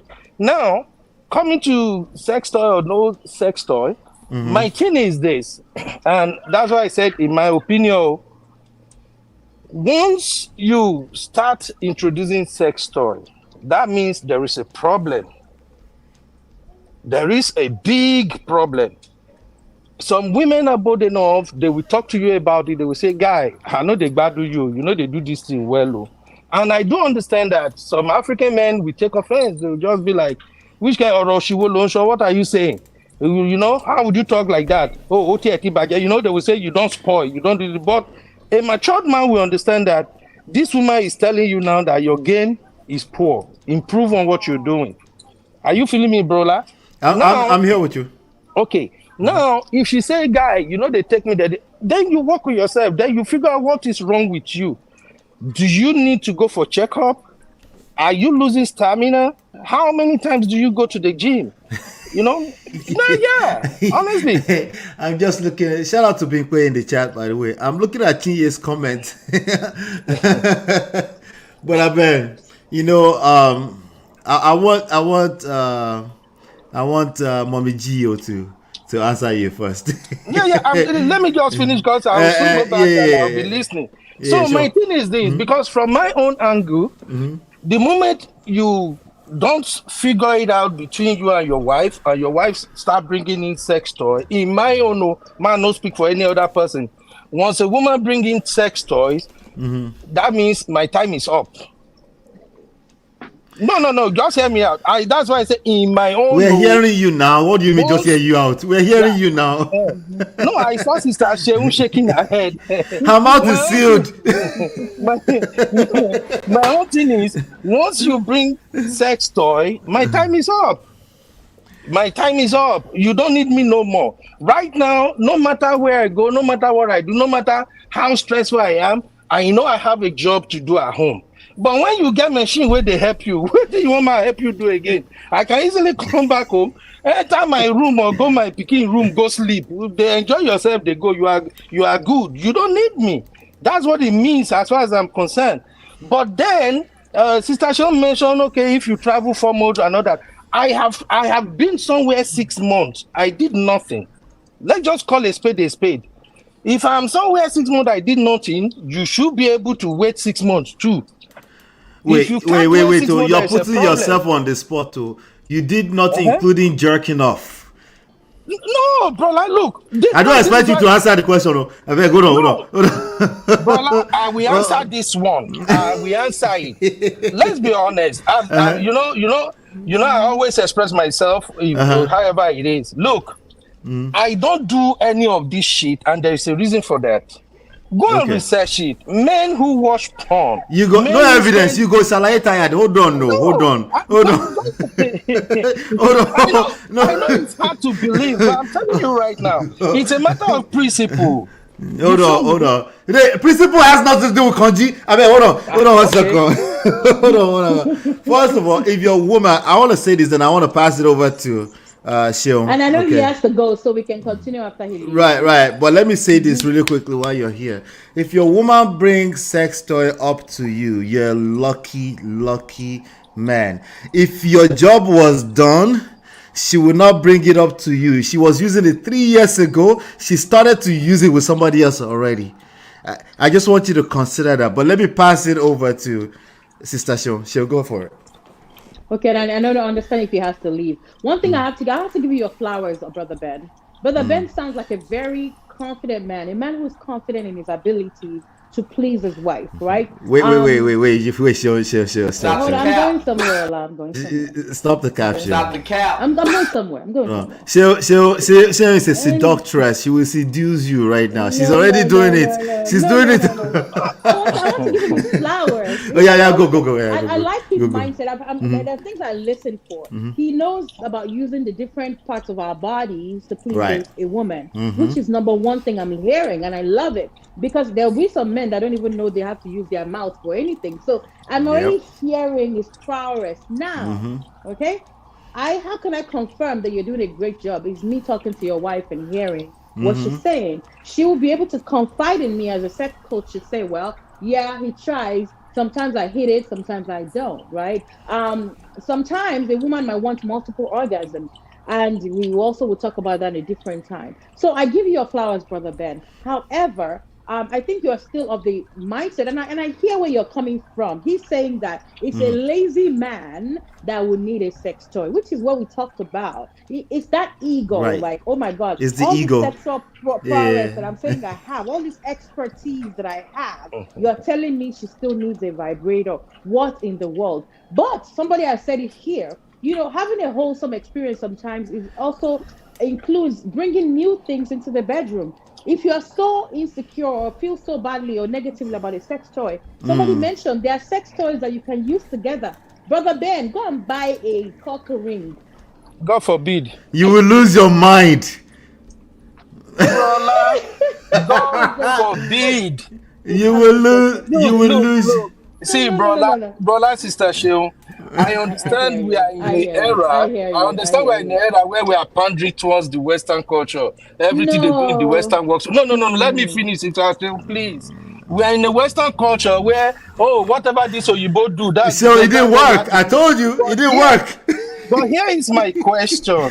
Go for it. Go. Yes. Are we ready to live their own style of life? That's the question. Let's call a spade a spade. I understand that everyone's body is different. A spade is a spade. Yes, everyone's body is different. But at the same time, everybody has their own satisfaction threshold. Your satisfaction threshold is not the same for another woman. Okay? And once we start advocating that, sex toy, look, let me tell you one truth now. I spoke with a lot of men too. Let's call it what it is. Once their women start using sex toy, they already have girlfriend outside. I'm telling you this. Oh, the men have girlfriend outside. Maybe that's why she needs a sex toy. No. Once the woman, I don't know, however it's that, but I know a lot of guys now, they are even married to these same people we are trying to copy here in America here. They are married to a lot of ladies here who have all these kind of tools. What they do, they have another girlfriend somewhere because it belittles a man. Let's call it what it is. So you agree with us? Hold on. You agree with us now, but it belittles a man. Wait. Let's bring it back. Stuff. You are agreeing with us? It's the ego thing. Yeah, that is not ego. When you say ego, you know there are some words we use these days that we just cloud everything with those terminologies. Ego, narcissistic. A man can barely say anything these days and not being judged. Let's use your word. What word would you like to prefer to use? Let's call it is belittle a man. Let's call it that, right? Okay. A man feels belittled, right? No, that's what you said, right? No, let's use your words. Yes. A man feels belittled. So do you understand? Because you were asking a question. I'm not sure if you landed the question, right? But that was already a question in of itself. If a man feels belittled, is it possible that this is not the only area where he's feeling belittled, right? Because a man that feels belittled is a man who is not sure of himself. It makes sense to me that his woman may have a hard time not getting wet. Then the woman should work on herself.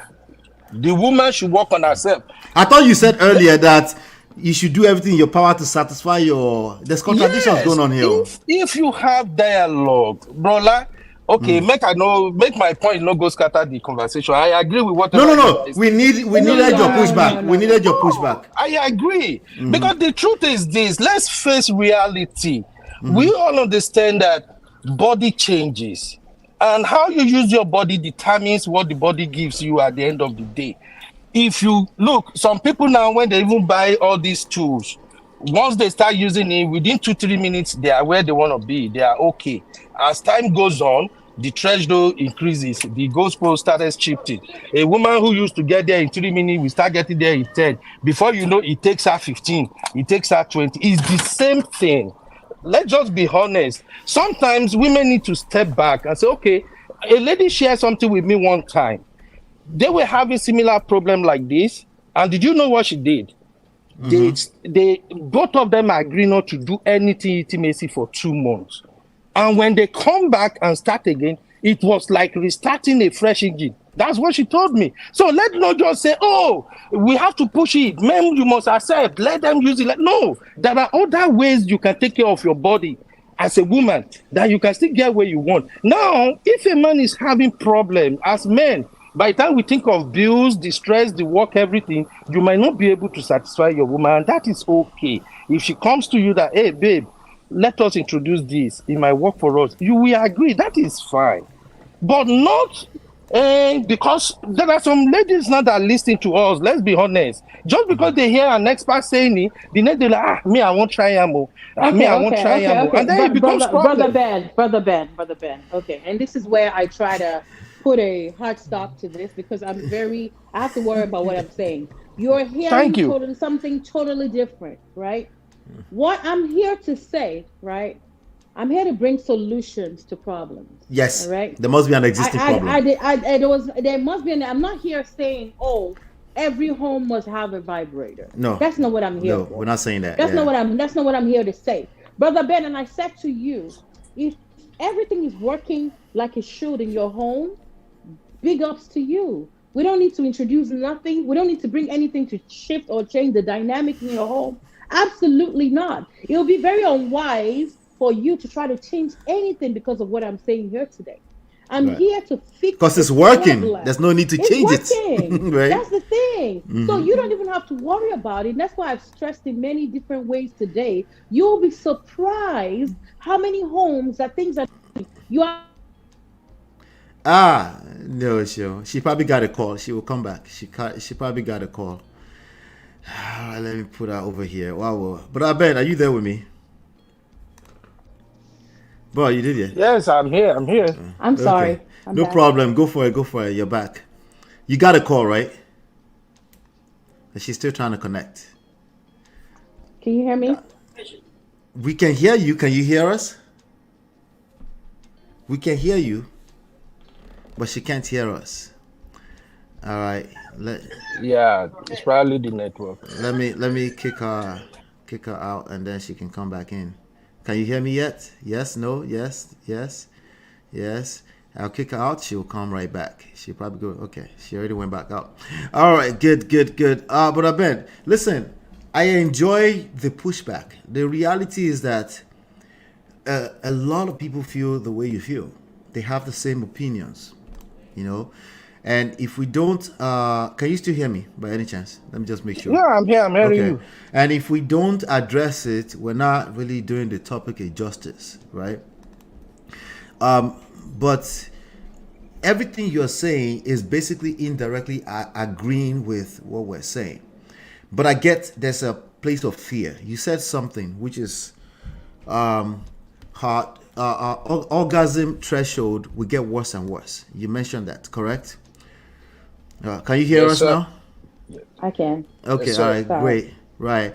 So, so I was addressing that one of the main point of contention for him is that the orgasm threshold will get worse and worse.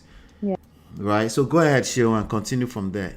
Somebody's trying to call her. It just happened again. Oh, Lord. All right. So I think, Brola, I think she already answered my question. I just wanted us to clear that out, that in a home, when a man is capable and is doing his thing, there is no need for all these extras. Some people will just deliberately go for these extras and in the process destroy their marriage. That's just my own standpoint. Here's the issue with that.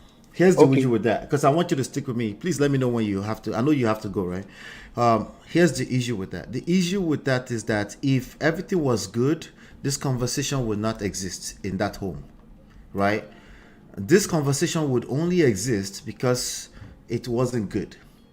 And now we know that this topic is not just about sexual fulfillment. It's about a lot of other areas. It's the same mindset that kind of control everything, right?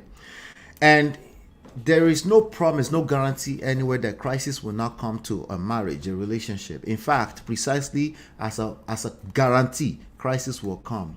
And how we respond to those crises is what matters. That's why we said, if she pulls it out or she tries to have a conversation around like, hey, I feel like we can introduce the way they usually say it might be like some spiciness. They might say things like that to our, right? And if a man is already listening to stuff that's a push, like a hard pushback as against sex toys, the first place his mind will go is his fear. Sex toys, and the conversation is not even yet about sex toys, right? He would tend to be very close-minded about anything that questions his abilities. You know what I mean? Anything that quote-unquote belittles him, right? He would tend to feel some type of way about it. He will overreact, essentially, which is why I have to push hard back against that. Like, no, it's not about using the sex toys. It's about how do you respond when somebody have felt a need to introduce something, which is she's spelling out there are issues, but she still wants you. Because if she didn't want you, she would just take care. Because remember, the idea is that if she doesn't need it, she has the machine. Well, the idea is that she wants you. That's why she will bring it up to you, right? But the way our mind works, it's like it's all over the place. We just overreact to that because of the traditional mindset, and this is going to be problematic, or maybe that means you're going to mess up your body, and then you want more and more of it, right? People say that even about porn sometimes. They say, hey, once you do it, you will always keep it. Like, that's not true. There's something called addiction. It's a level you get to where it becomes an addiction, just like any other addiction out there. God right? bless you. But that's not true for everybody. That's just your fear.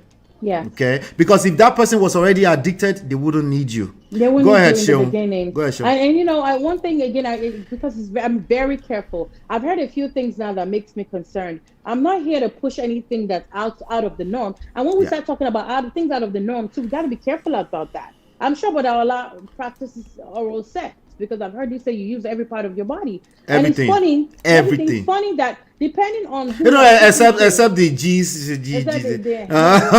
And it's funny that it depends on who you are speaking to. If somebody else hears Brother Ola saying, "Oh, I perform oral sex on my wife with my mouth," they will tell you are doing something that's not good with the line with what they say once you introduce that, they say the same exact words. Once you introduce that, they start trying to demean everything. There's some people who believe that anything outside of missionary is off, right? You're sinning against God. So I want us to be careful. And I hear everything you're saying, but I hope that we are applying wisdom when it comes to this.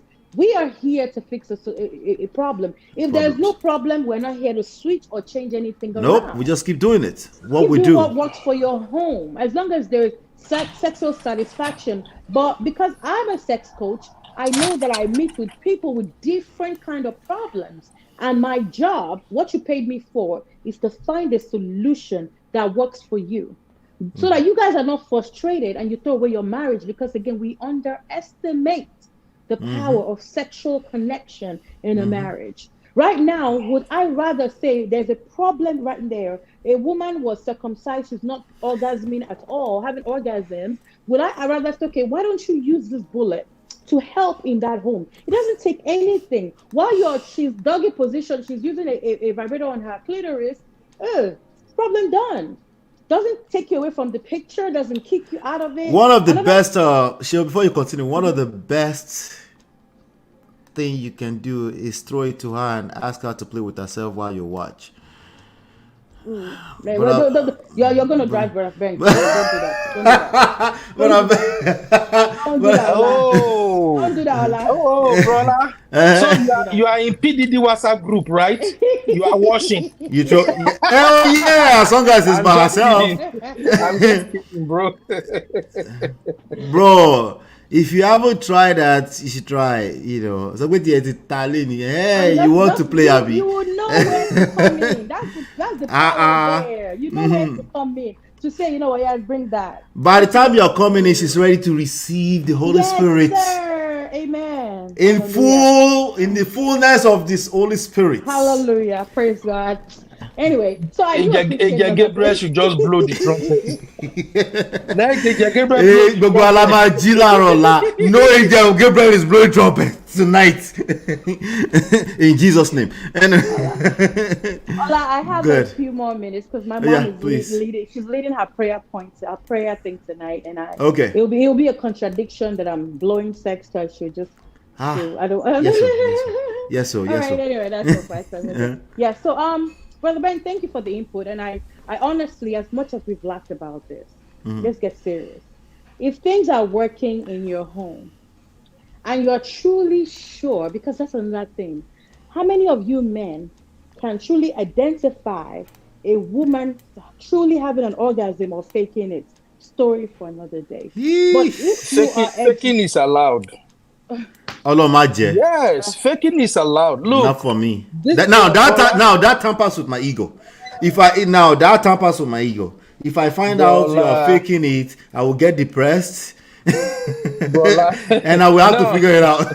You know why I say faking is allowed? Because I see my sisters in the comment. All my sisters, they almost want to chop me raw now. I know. I see them. Shout out to all of them. Rabben is trying to trigger us. He's trying to trigger us. I know he's gaslighting everybody. I know. We're not going to allow it. I mean, honestly, a lot of women know about faking because, and I'll tell you one crazy thing is this. When I'm not enjoying, I don't have an orgasm, I'm not enjoying the experience, I'll get to a point where I want to fake it because I'm like, I'm done. Because again, some men come to this love-making experience with the fact, and you hear them say, "My fair, I'll nearly kill you tonight." And what they mean is they want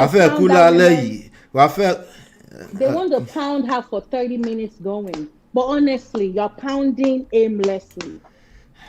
Because there's a high percentage, and that's facts and research, and everything shows it, that a high number of women do not get to orgasm with penetration.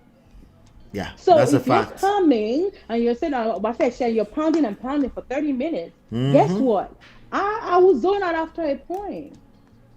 And I'll be like, okay, yeah, let me just fake it because I know that's what he's waiting for. And I'll fake it so you can get off of me. At the menu day. I can't stand you. I can't stand you. So and if you want one more thing, Brother Ben said something important. He said a woman should learn how to help herself. And this is where I put my sisters up to that challenge also. We must come to a point where we're not totally dependent on our men for to help us get to orgasm, to help us get to that sexual satisfaction, you must take accountability for your orgasm. Why do you want to lay there? Does that include buying sex toys? We've left that alone for a second. I'm talking now when you guys are working together. A lot of times we have this conditioning that, oh, it's the man that must initiate. You just lay there like a log of wood. But what you don't understand is just something as easy as switching the sexual position, getting on top of this man and taking charge of how the depth of that penetration and the fact that your clitoris is rubbing against his balls or his dick can get you to orgasm. But no, we don't want to do that. We're expecting him to perform a miracle that will never happen. So when you get to that point of sexual, what's that word? Confidence, right? And you'll be able to get up and very sexy. Honestly, I know when my man is like, but boy, okay, he's enjoying this thing too much. I know when to stop him and say, babe, stop. And I take over. Because at that point, he's not seeing anything. I stop him. So we must also start learning to take charge of our orgasms. Totally putting all that responsibility on the man is not fair. You must understand that when you're getting up in age or certain times of the month, your estrogen level is dipping, your hormones are changing, your wetness is decreasing. You must learn some natural things that you can use as a woman that would help you get that better. There are things we can do. There are natural products, right, that we can use monthly every time to help us get there. It's very unfair, and I say this again, and I'm going to be rounding up. It's very unfair to put all the responsibility on our partners to get us there. We have some work to do on our own. Right. So I hope we can come back to this topic. It's very broad. I'm here 4 days a week at least. So what do you mean, Seun? You want to come back? Yeah, I can come back. Okay, all right. Brother, yes. Let me just thank Sister Seun. Yeah. Sister Seun, you gained a new fan today, and I thank you very much for your opinions. I'm being honest. This is why I'm saying this. You see, there are a lot of content creators and experts these days that whatever they say, they don't want anybody to have a different opinion. Absolutely. If anybody have a different opinion, that person becomes an enemy. He's like, oh, he doesn't know anything, he's a bushman or something. So I tried you, and you stood your ground. You took time to explain everything, which is, for me, that's a credit. I don't know if you have a YouTube channel. If you have a YouTube channel, I'm going to follow you straight away. Okay? I just want to tell you that you did a great job. I love you. Thank you. Everything I say has nothing to do with you. I'm just trying to represent the main folk. Bro, no, and my sisters from Obodo and Prestige family, all of them, they're here now. Don't worry, forget whatever they are saying. I love you already. You have a fan already too, sir. You have a fan, Brother Ben. I'll be looking out for you, sir. You can follow me on Facebook, sir. I'll be on Facebook. But no problem, my sister. I will. Time. Oh, I love you, my sister. God bless you. Thank you. God bless you too. Awesome. Bye. All right, Brother Ben, we'll talk soon, okay? All right. And so we have a question here. Before I go to that question, I think Cynthia made a good point here. She said, go to Dr. Shala's page. It's only married people in sexless relationship. These are the harsh realities. I could cry. I don't want to laugh. I could cry. These are the harsh realities that our brothers need to pay attention to, know. But let me go back to that question. Hopefully I can find it. I saw the question. Okay, yes. From Cherished Olivia TV. Please go support Cherished Olivia. She's also a content creator. She said, is sex toy really okay in marriage? Please, honest question. Very honest question. Sorry, Seun has another 7 minutes. If you have a specific question, you can put a Q next to it and ask in the chat. Go ahead. Okay. So very honest question. Thank you for being honest. And my answer is this. If there is a need for it, and both of you are in agreement, right? There's absolutely nothing wrong with having a sex toy in marriage, right? Again, it all depends on the kind of sex toy. And this is where I get very specific here. For me, when we already have a specific tool, why do you need, as a married woman, why do you need a dildo in your bedroom when your husband has this thing there, right? Those are the things I use logic to answer. Right. Why do you need that? If he's not home and that's what you want to do, fine. But however, he has a working thing. If it's not working, Because yes, let's talk about erectile dysfunction in some marriages. If it's not working, you can need that. So if you have a need for it in your marriage and it's there to fix a solution, there's nothing wrong with it. As long as you exercise caution and you're taking steps to make sure you're not getting addicted enough to take away from your spouse. Because yes, this is where we have to, and I think we touched on it. If it gets really addictive, you might no longer find a need for your spouse. Absolutely. However, That is a possibility. Yes, it is a possibility because we have to touch on Which that. was a point he However, was very trying to drive home. Yeah. drive home at. But again, it's all about the understanding. And we talked about playfulness and everything. You're introducing it to make that experience together more wholesome, to fix a solution right there together. There's nothing wrong with it. Yeah. Yeah. And it takes a lot of discipline. Yeah. All right. Let me ask you this question. Before somebody gets married, are there any type of red flags that one can see? Because you're a mommy Geo, you're bona fide rights, right? Yeah. And, Christianity don't encourage premarital sex, you know. And are there some red flags that people can pay attention to? Like, hey, there's going to be trouble in paradise in this department if you don't address this issue at that point. And the way I also interpret red flags is that wherever you are right now, there could be a red flag. You could be 5 years into marriage. It could be a red flag 15 years down the line too. As long as there's a future. So red flag can happen at any point.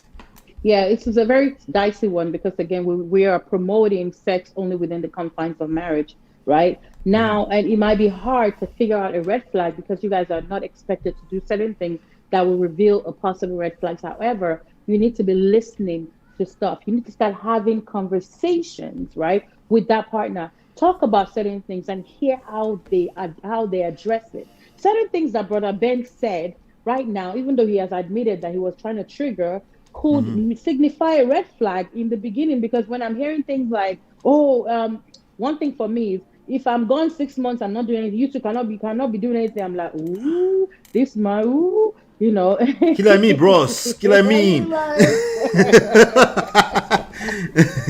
So you're going to be listening a lot because you're going to be, hopefully you guys have a friendship that you can bring out this conversation and you want to hear how they address it. Things about, are they shaming you already, a woman already in the conversation when it comes to sex?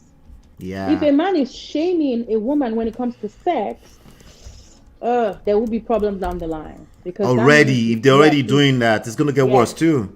In the marriage. So you're going to use your ears more than anything else. So listen to how he address. Is he very traditional? Also, as a woman, let's flip it. How is the woman responding or reacting when you talk about sex? Is she very timid, like, God forbid? Is she saying God forbid?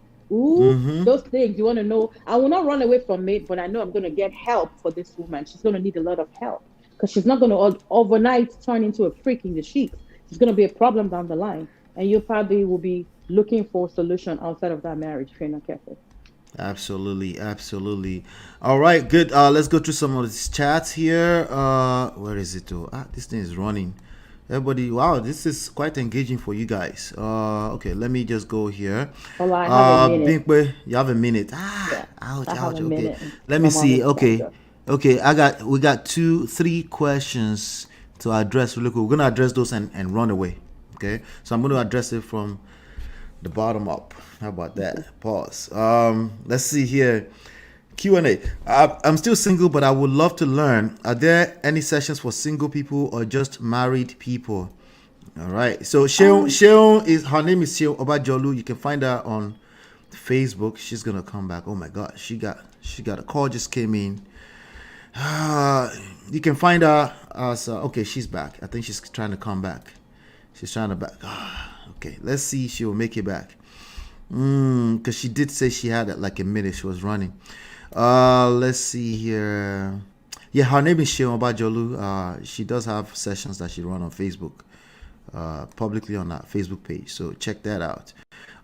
You can also find her the same name on our Instagram account. You can find her. She has about 16,000 followers. You can't miss her on Instagram.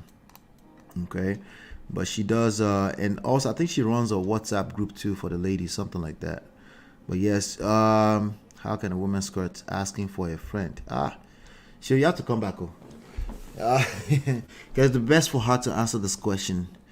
Let's see if she can make it back. Because I know she had she did try to excuse 1 minute earlier. All right. So now here's another thing. She's a friend, so she will come back again. You know, she will definitely come back again. How do we schedule a session with you? Yeah, again, find her on Facebook. She has a very open followership on Facebook. You can also DM her on Facebook. She's up there, you know. Yeah, she probably just had to go because she talked about some prayer session and stuff like that, you know. But hey, let me just do some quick shout outs to everybody. Mo Fresh, shout out to you. I appreciate you. Adana, good to see you.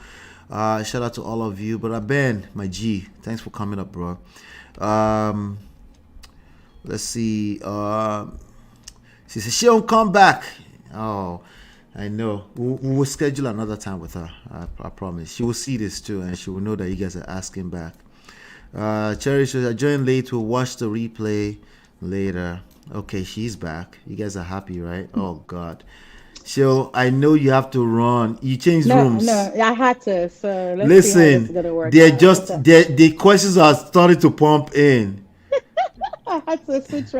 So maybe this will give her some more room. Okay. Give mommy some room to do her prayer session. This is that time of the day. Yeah. Prayer conference and stuff. Yeah. All right. So let me go back. I'm gonna go back. They're so happy to see you back now. All right. So Binkwe said, I am still single, but I would love to learn. Are there any sessions for single people or just married people? So I am open to coaching to single people, as long as you know how to use that information and there's that understanding that this is to help you get ready for marriage or for the next level. Okay, so yeah, definitely I'm open. I don't discriminate.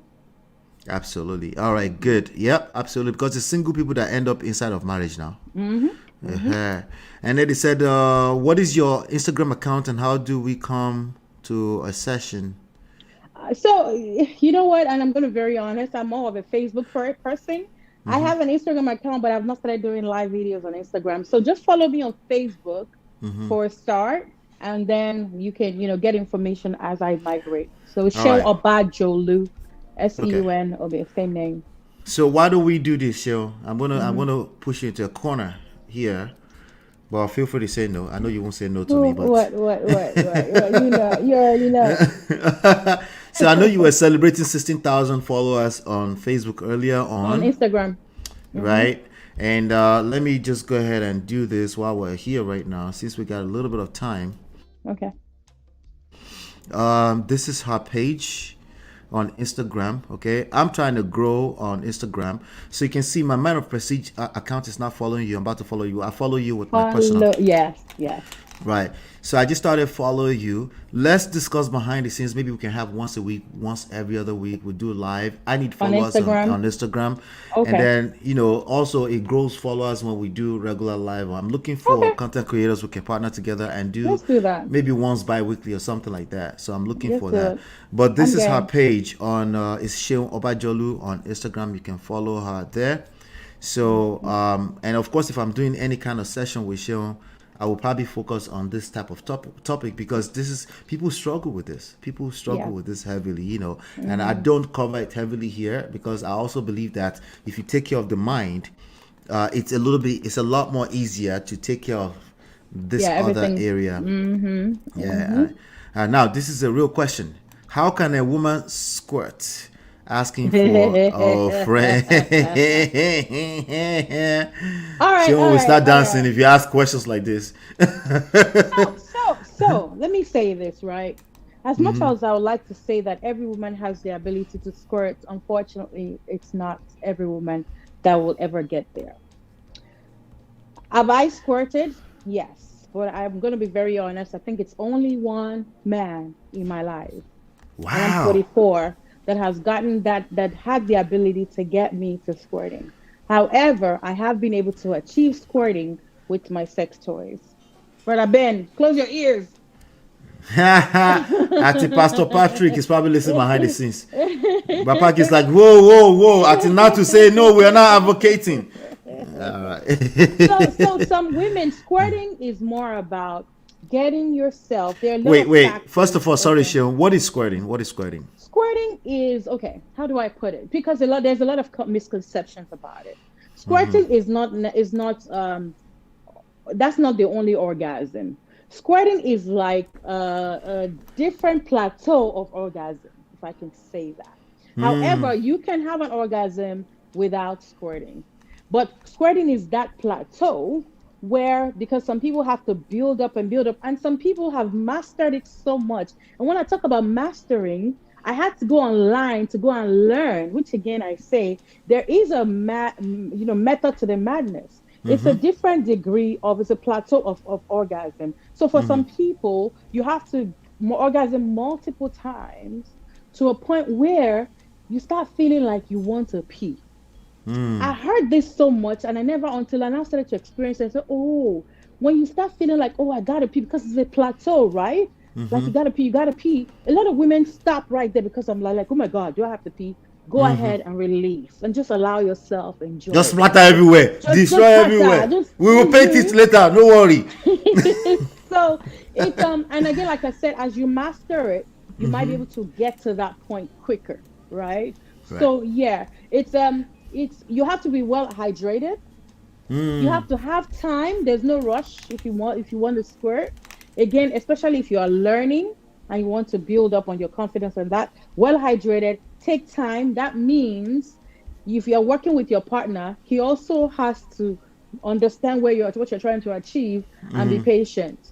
How many men are patient enough? Right? Yeah. Right. Because again, it takes practice, and you get better and better, and it gets easier. At a point, I had to go so long, but now quicker, I can be able to get there. And like I've been transparent, I'm only able to get there when I'm using my vibrator. So. But this is linked to everything else I teach about patience, until you really understand the incentives that comes with patience, or the reward, I should say, that comes with patience. If you haven't experienced that, I understand it can be quite difficult to comprehend. Like, why would I go through all that? Like, what? That's why I asked that question earlier. Like, what's in it for him? But take it from me, patience pays off. Yeah. Remember, we're talking about experience here. So if you haven't had the experience, maybe that's why. Brother Ben. Yeah, it's a blood of Zachariah. So now you now want to really. No, of course not really. But Ben is my brother. God help me, now I need blood of Zachariah. Jesus. Brother Ben is a good kind of pee, actually. So women, once you start feeling like you gotta pee, just there is a muscle that's down there. You just gotta, we have to have a class for that. Cece has a follow-up question. Is it pee though? Let me just say this: it's a mixture of pee and the female ejaculation. However, it's more of the female ejaculation. And the reason I say this is because, again, I'm a teacher, so I have to explore, right? Because, again, I get asked this a lot of times. So sometimes what I do is this: when I get to a point where I'm about to squirt, I stop, and then I go into the bathroom. And if you relax yourself, you're able to let it out, right? And if you look in that toilet, it's very... And then she said, it's a wrap. Somebody's probably trying to call her again. Oh my God. We'll see if we can bring her back. Yes, that stuff is weird though. What stuff? Squirting? That's the point. It's nasty. And yeah, that's part of the experience, right? Until you get into a space where you're willing to get nasty, okay, and then maybe you're missing out, just again keep an open mind, okay? And of course, yes, you might need to prepare for this type of activities, this type of experience, but again, it's highly rewarding. Imagine a space where you get to where your partner is the only one. You have this kind of experience, and then everybody is giggling and they're like, oh yeah, they're just lying. Like, just imagine this is your guy, your lady that you're willing to do this with, right? Yeah, so all of it, thunder, fire, squirt, wahala. My OCD won't let me. Nah, I'm good. All right, Seun I'm is back. sorry, guys. They're so calling sorry. you. They're calling Ooh, you. Yeah. This is what happened when okay. you know what you're doing. Everybody's trying to call. Anyway, she said my OCD won't let me. Nah, I'm good. She's talking Yes. about thunder, fire, squirt. Yeah. Some women, honestly, the OCD would not let them. And again, I don't mind. I'm very transparent. Because again, it's not all the time. For me, it was more out of curiosity. And when I got it, Right. sometimes, I'm like, okay, I need it because again, it's a different level of orgasm. Like it's so satisfying. But again, I can't explain it. So some days when I want to be in that mood, I just get off my bed because I can't get past that. I'm gonna get my bed wet. But if I'm with when I was with my partner, I'll just relax and I beg. Some people, when they find out that they are squirters, what they do, there is a particular fluid resistant. What's that thing called? Ola, help me. Water resistant. They have some sheets that are water resistant. Right. Under their bed. I mean, me personally, I'll say get creative, right? You're having a good time. Get creative to protect your material, whatever you need to do. People do that. People that know that the women are squirters. They already because most men love it. Let me just put it because what? Yes. Again, if you haven't experienced this, you don't know what you're missing out. Exactly. Speaking of ego, there's something about the ego of a man. I love you. Yeah. You want to protect your ego so much, but you haven't gotten to another level of ego where you know you're the only one that can make her do that. Absolutely. Speaking of ego, you're hanging on to the wrong type of ego. Let it go. I like your mess. Let that ego go. Yeah. Somebody say urine. Tell Enko. Urine. Is that not incontinence territory now? Oh, no. Even that English is deep for me. What is it? Is that a word? Incontinence? No, it's not incontinence because you are able to. What is incontinence? Incontinence is when you lose control of your bladder. No.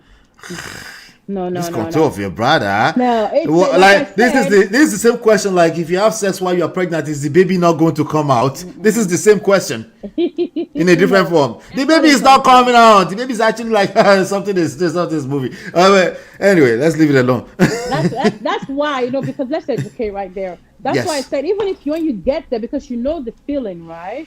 There's a way you have to push your muscle down there that will release. Right, you're still in control. If you're incontinent, you're not in control. Yeah, you're still in control, and it's a good feel control. It's like a man.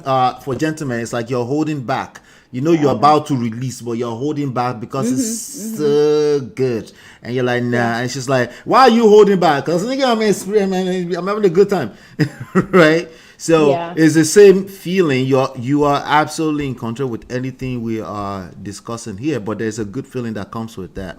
Yeah, Ola, but please, before you go, let me say this because a lot of women feel this, what's that word? Low self-esteem or something when other women, they hear other women talking about squirting and they're not able to achieve it. Please, it's not. It's not. Yeah, it's not necessary. It's not necessary. It's not always necessary. Exactly. Yeah. Honestly, I squirt sometimes, but it's not every time I have the time to. I feel like want to get there. So please, just enjoy. It's one of those things that porno might make people feel like they must do. No, you don't have to. You don't have to. Important. Yeah. You should remember to multiple orgasm though. That part because your clitoris has the ability without much work. FYI, but let me be quiet on that. Remember what we're talking about sexual fulfillment, and so for everyone it's different, and some people need just 2 pumps to get there, and some people need a little more extra sustained suspense, all type of stuff to get there. But it's an experience. It's not about it's not an absolute. It must be this exact way. It's none of that, So don't overthink it. Nope. Don't overthink it. Don't overthink the process. Yeah, but somebody says, "Sees the smell though." Yeah, if you're having a good time, the last thing you're worrying about is the smell. Some smell are offensive. That also is that smell can obviously tamper Adana, with it's your not good that time. serious though. It's not that Yeah. deep. I swear to God. I promise it's not that deep. But don't Yeah. worry again, let's not sweat too much on it. Yeah, remember, it's not required. It's not required. Not This a is for people requirement. that might have felt like, I'm hey, I curious. think I want to do this. Yeah. They might. The curiosity is a good thing by itself, because you're now looking to get to another level of experience. There's nothing wrong with that. There we And go. you might That's find the people that keyword. make it feel like there's something wrong with wanting to experience another level of a sexual experience, or encounter or something like that. There's nothing wrong with you. Nothing. You're fine. Somebody said maybe try that in the shower. Get creative. You can. You know, Yeah, that's another level. But yeah, I hear you. in the closet, in the basement, right next to the furnace, on the washer machine. Yeah. Like why are you inside the bed? Even like that. Anyway, my gender. Try something else. Brother Ben is a mess.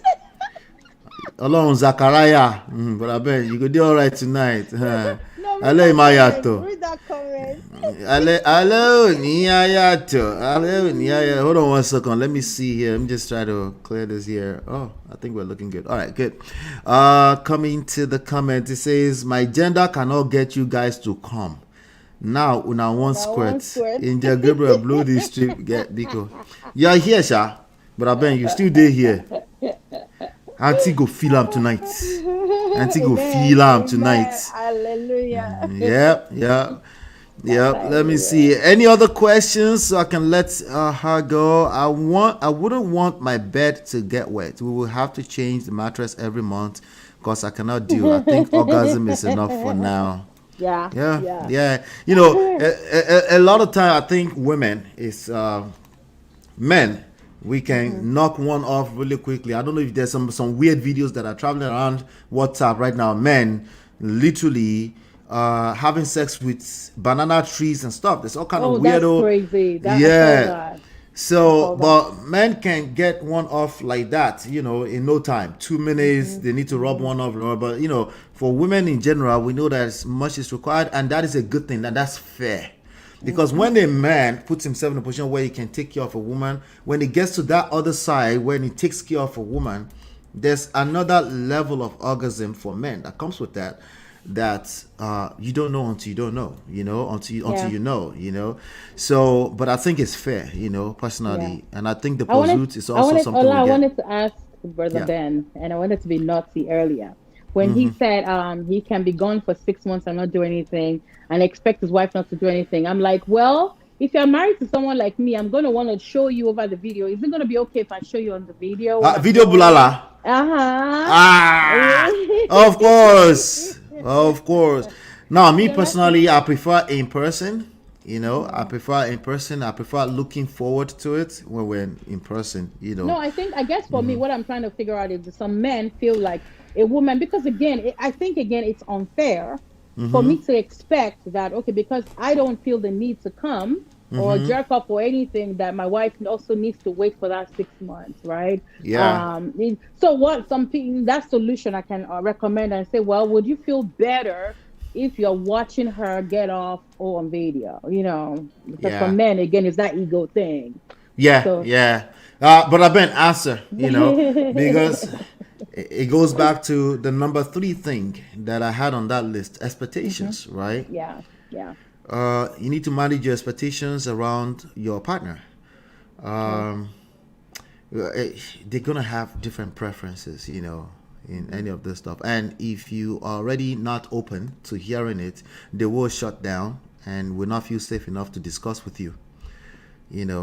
So what is going on here? Guy will come your mouth body, but suddenly OCD enter. What is she talking about? I think she's addressing maybe people that have OCD about squirting, right? And if you're having OCD about squirting, but a guy can come, you don't have OCD about a guy coming in your mouth. Right? But that's another level right there. That's a different degree. Come all over, but let's more freshes with us. Okay. Mo Fresh is with us. She said, "Who cares about the effing sheets? It's a battleground at that point." That's what I'm talking about. Why are we thinking about the sheets? You know. Adana, bad chick. Let's go back. What about eating ass? No, that's my limitation. That's too much for me. You know. And again, it's too much for me. I can say that I'm educated a little bit more than an average person. Yeah. But I can also rightfully say, just because it's too much for me doesn't mean I get to judge other people that need to get to that level. Yeah. And can I surprise you guys? Let me educate you guys for a little bit. Please. Sometimes we wonder what is that infatuation with people wanting to tamper with the ass.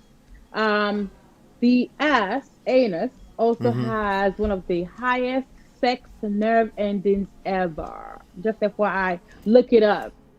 So it feels good. Which is why you might get punched in your face if you come near it. So God forbid. That's why. Just in case you're trying to understand why, right? Yes. And sometimes we question. I'm like, why did God put sex nerve endings there? Why? Because God is trying to test you. Let me get on Brother Ben's side for a second here. God is trying to test you and see if you have self-control. Like, don't go and eat the forbidden fruits. Let me get on Brother Ben's side for a second here. All right, leave me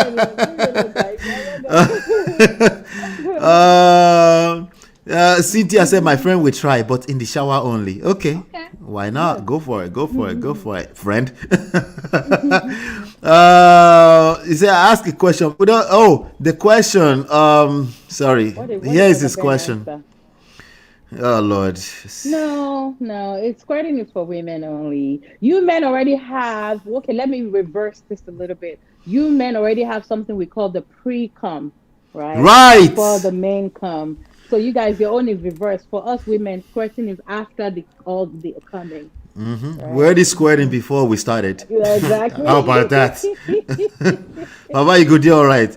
He probably didn't see that coming. And okay, question: why is it taking too long to come at times for men? Different reasons.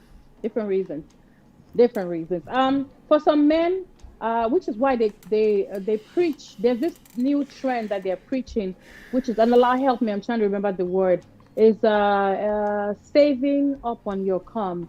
Allah, what's the word? Shout out to Dr. David. David. There's a new trend that they tell men. Like no fap movement. Exactly. They tell you that because for men. You're not, so you hold on to. The point is to not masturbate. Don't masturbate. Don't waste your cum, kind of thing. So for some men, if you have sex way too many times, frequently, you get to a point where you dry out a little bit, right? And it takes longer for you to get there. Also, men, you need to hydrate. You need to eat. So, men, if you're not you don't have good nutrition, you're not well hydrated, it might take you longer to come. The biggest thing that I find factor that decreases that for men, affects your coming, is what is in your mind. A lot of times you have things going on in your head, and it's mostly related to finances and pressure of obligation. So when you're there, it's usually harder for you to come. So you have to work extra hard to use your visuals to stimulate you, which is because the benefit you guys have is the fact that you're visual. So when that's happening, use things that will stimulate your visual.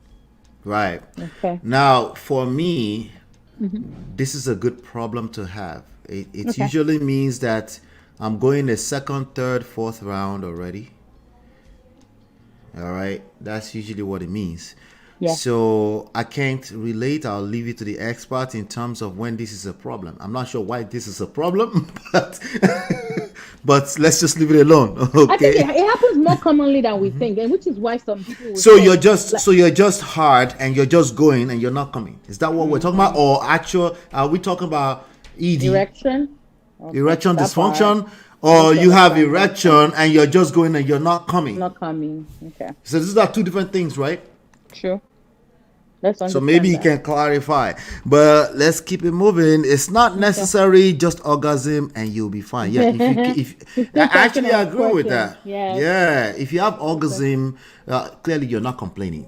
You're not. Yeah, So move honestly. on with life. As long as your partner is also not complaining, then we're all good, right? Bro, Ben is just pretending like those people who say they don't study for exam but pass with flying colors. I know he was doing that, yeah. Let's see. What about once in a while? Okay, all right. Once in a while, okay. Sheo, are you a bad girl? That's a question. I am. She said yes. I'm a good bad girl. But Ben answered. He said yes. Video bulala is okay. Did you hear it? You know, it's the video. Video sex. He said yes. Yeah. O'Shea, go ahead.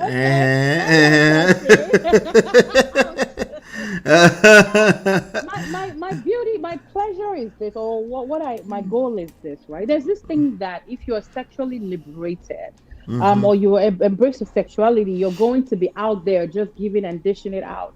But I'm here to tell you that it's definitely totally different. When you are sexually liberated, it's actually supposed to empower you more to make better decisions when it comes to your sex life, right? You will not catch me. I'm very sexually liberated, but I'm also in control. You won't catch me in bed with every Tom, Dick, and Harry. Absolutely not. Because I know I take pride in my body. I take ownership of my body. I can turn it off and I can turn it on. I'm empowered, right? So that's what I'm hoping to achieve, to help other women achieve. That you are sexually liberated means you just want to commit to a more wholesome experience, but doesn't mean that you're out there in everybody's sheets, Nah. That's for novices, Yeah.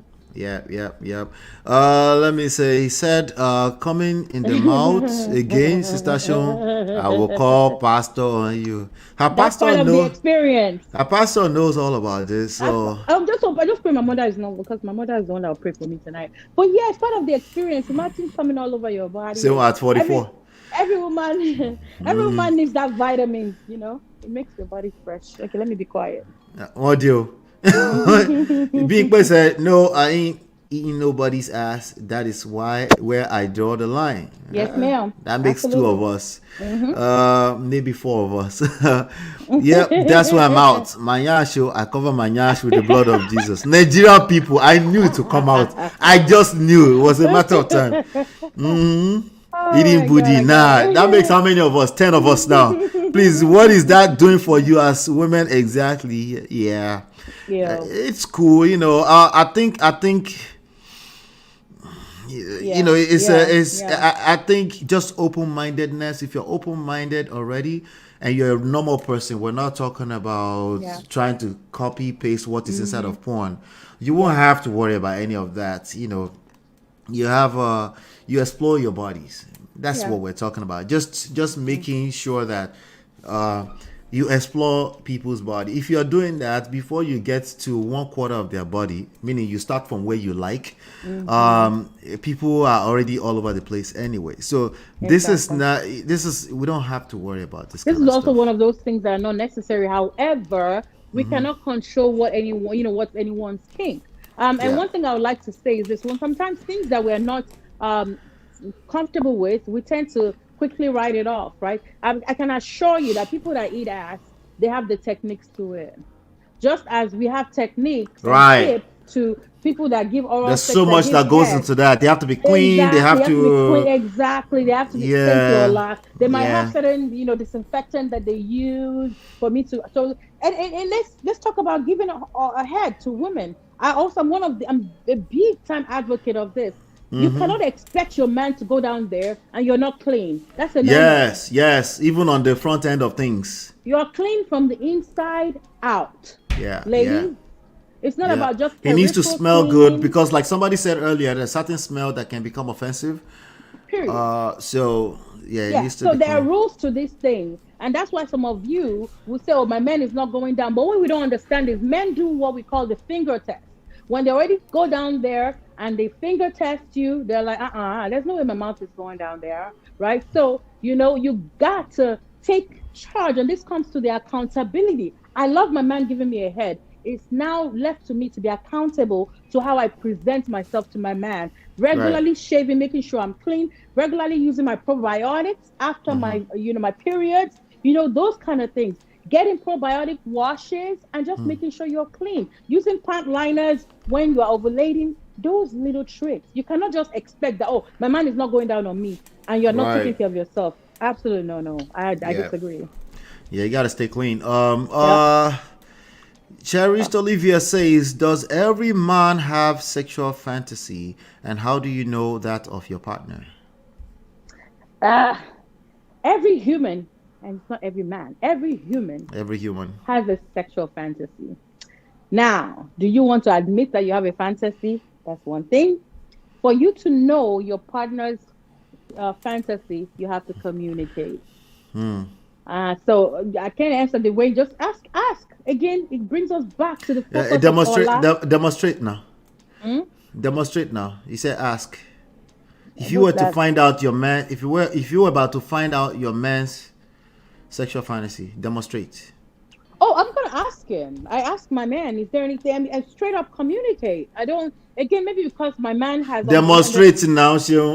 Ask him. Demonstrate. Check his sexual fantasy. So the reason I cannot demonstrate, the last shot, right? The reason I can't sexually demonstrate is this, right? Again, it's a communication thing. However, your husband has to be comfortable. So let's say, would you say, what's your fantasy?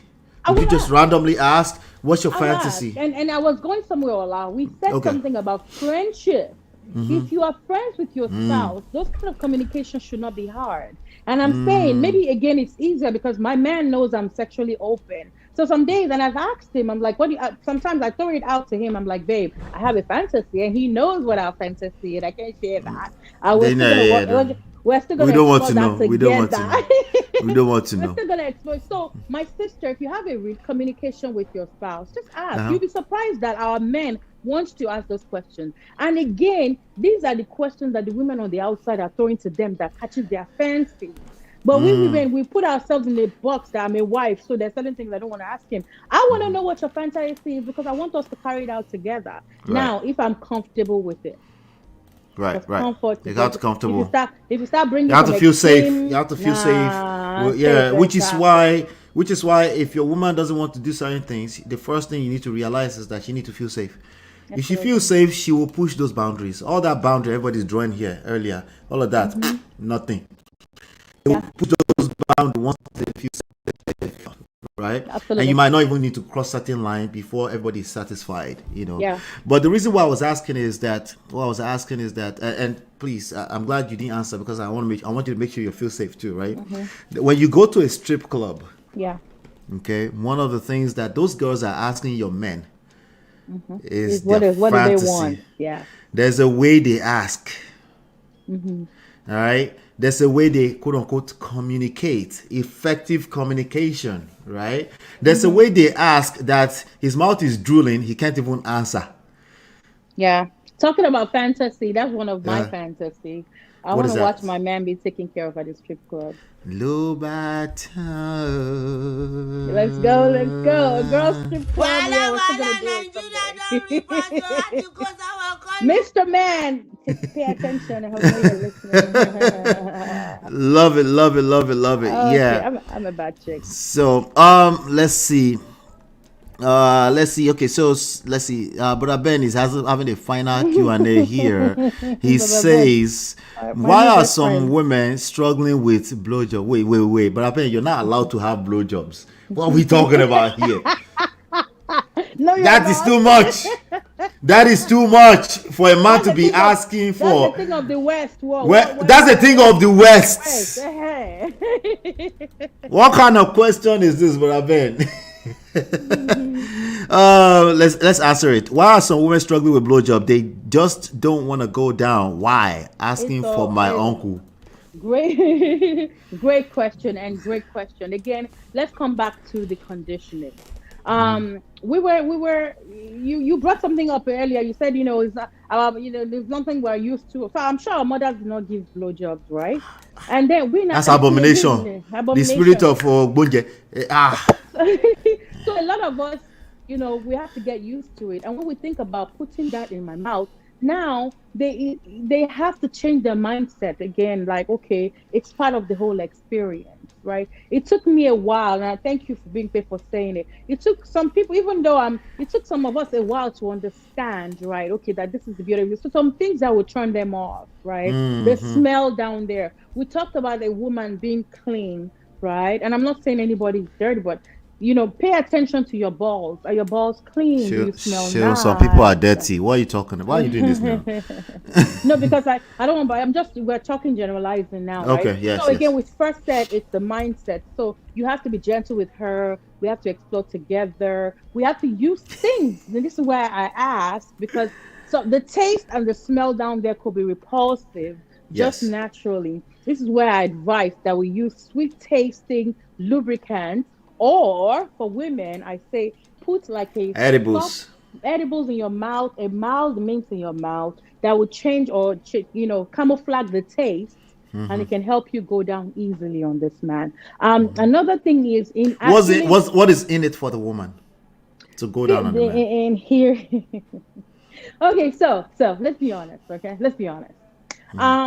If you're not a sexually liberated woman, you might not find any need in it, right? But once you start to understand this, you find that it actually even turns you on. That's another level. It turns you on to giving your man a blowjob. To satisfy him. Yes. Hey, that's what I'm getting at.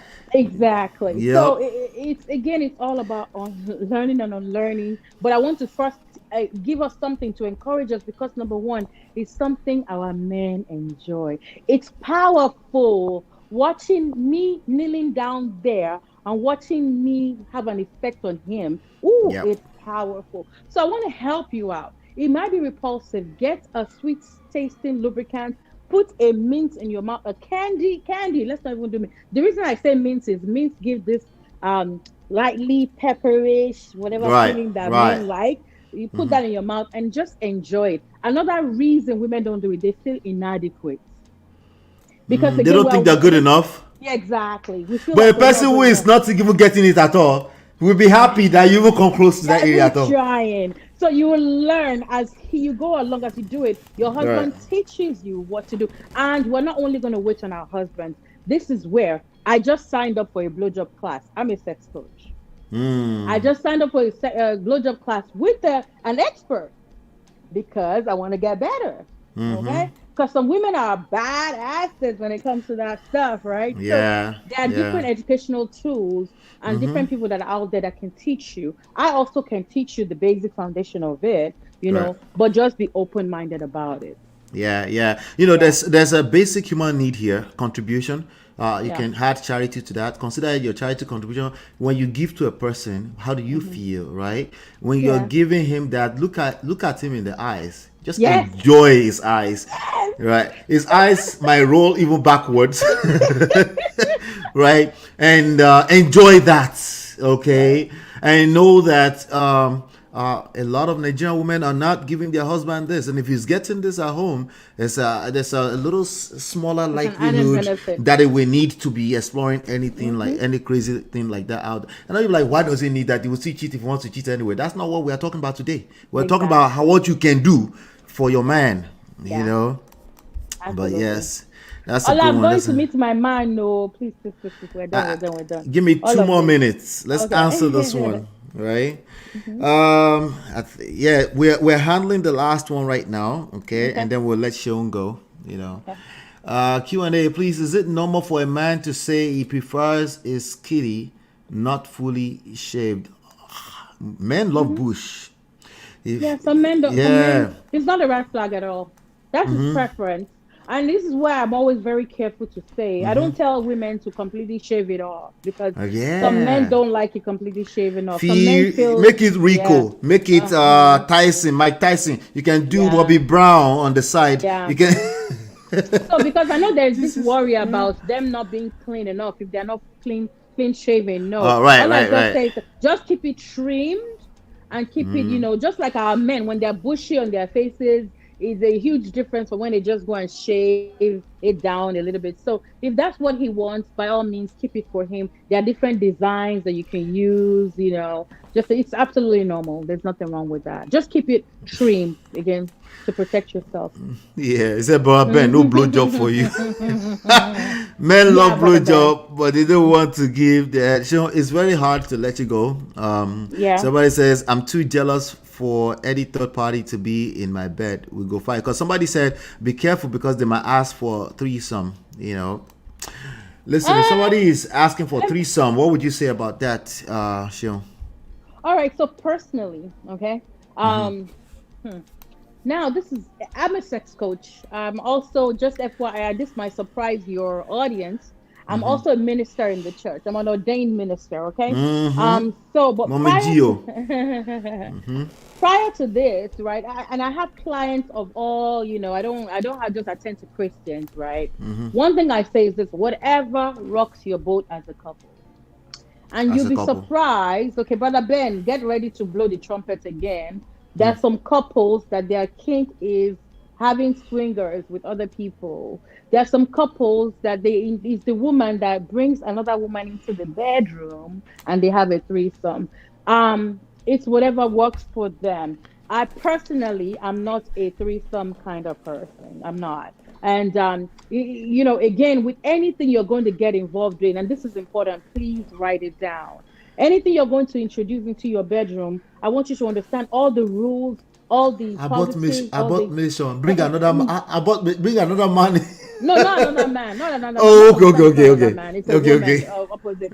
Just before you venture into anything, know all the rules, right? So I would not do it. Personally, I'm not a threesome kind of person. It's not my thing because I like my time with my man. I'm very... No, but we're not talking about you. What if it's this type of thing? If he wants it, I'm probably not going to. I'm not going to agree. How would you respond to it?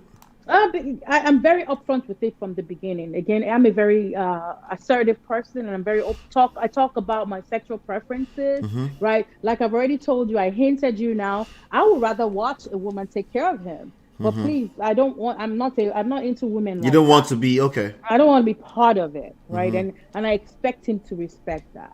Okay. Right. And this is where we've talked about it several times.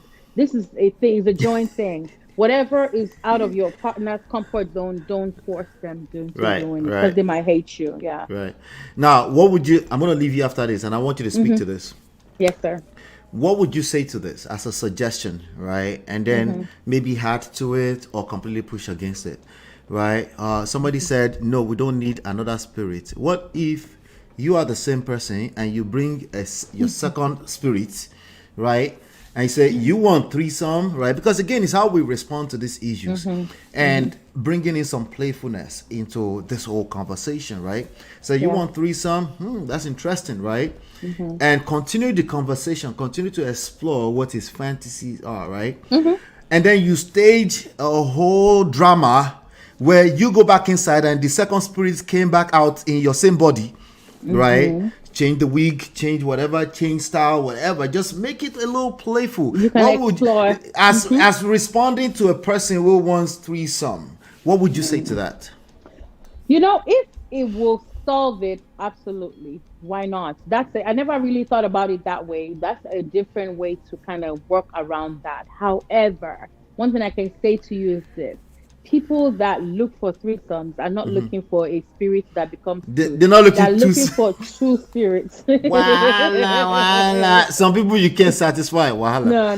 No. When they're looking for it. So one thing I pray for in this situation is I'm hoping that my man or both of you have explored your fantasies to a degree, especially ones that might make your partner uncomfortable. Like I said, there are couples here that I've worked with that actually is the woman when they go out, okay? She's the one that looks around because again, she must be into it.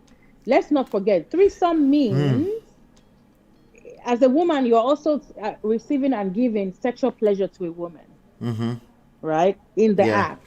Yeah. So that woman also has to be into that dynamics for it to work. So in this particular situation, she's also into women. So when they go out to the club, she's the one that looks for the woman, and she's the one that I like her, and she's the one that controls the situation and Yeah. brings the woman into the home, and she's the one that discharges her. Her husband does not do anything outside of her, involvement. So yeah, I'm Or not she into doesn't women know that like her that. husband do anything. That's also.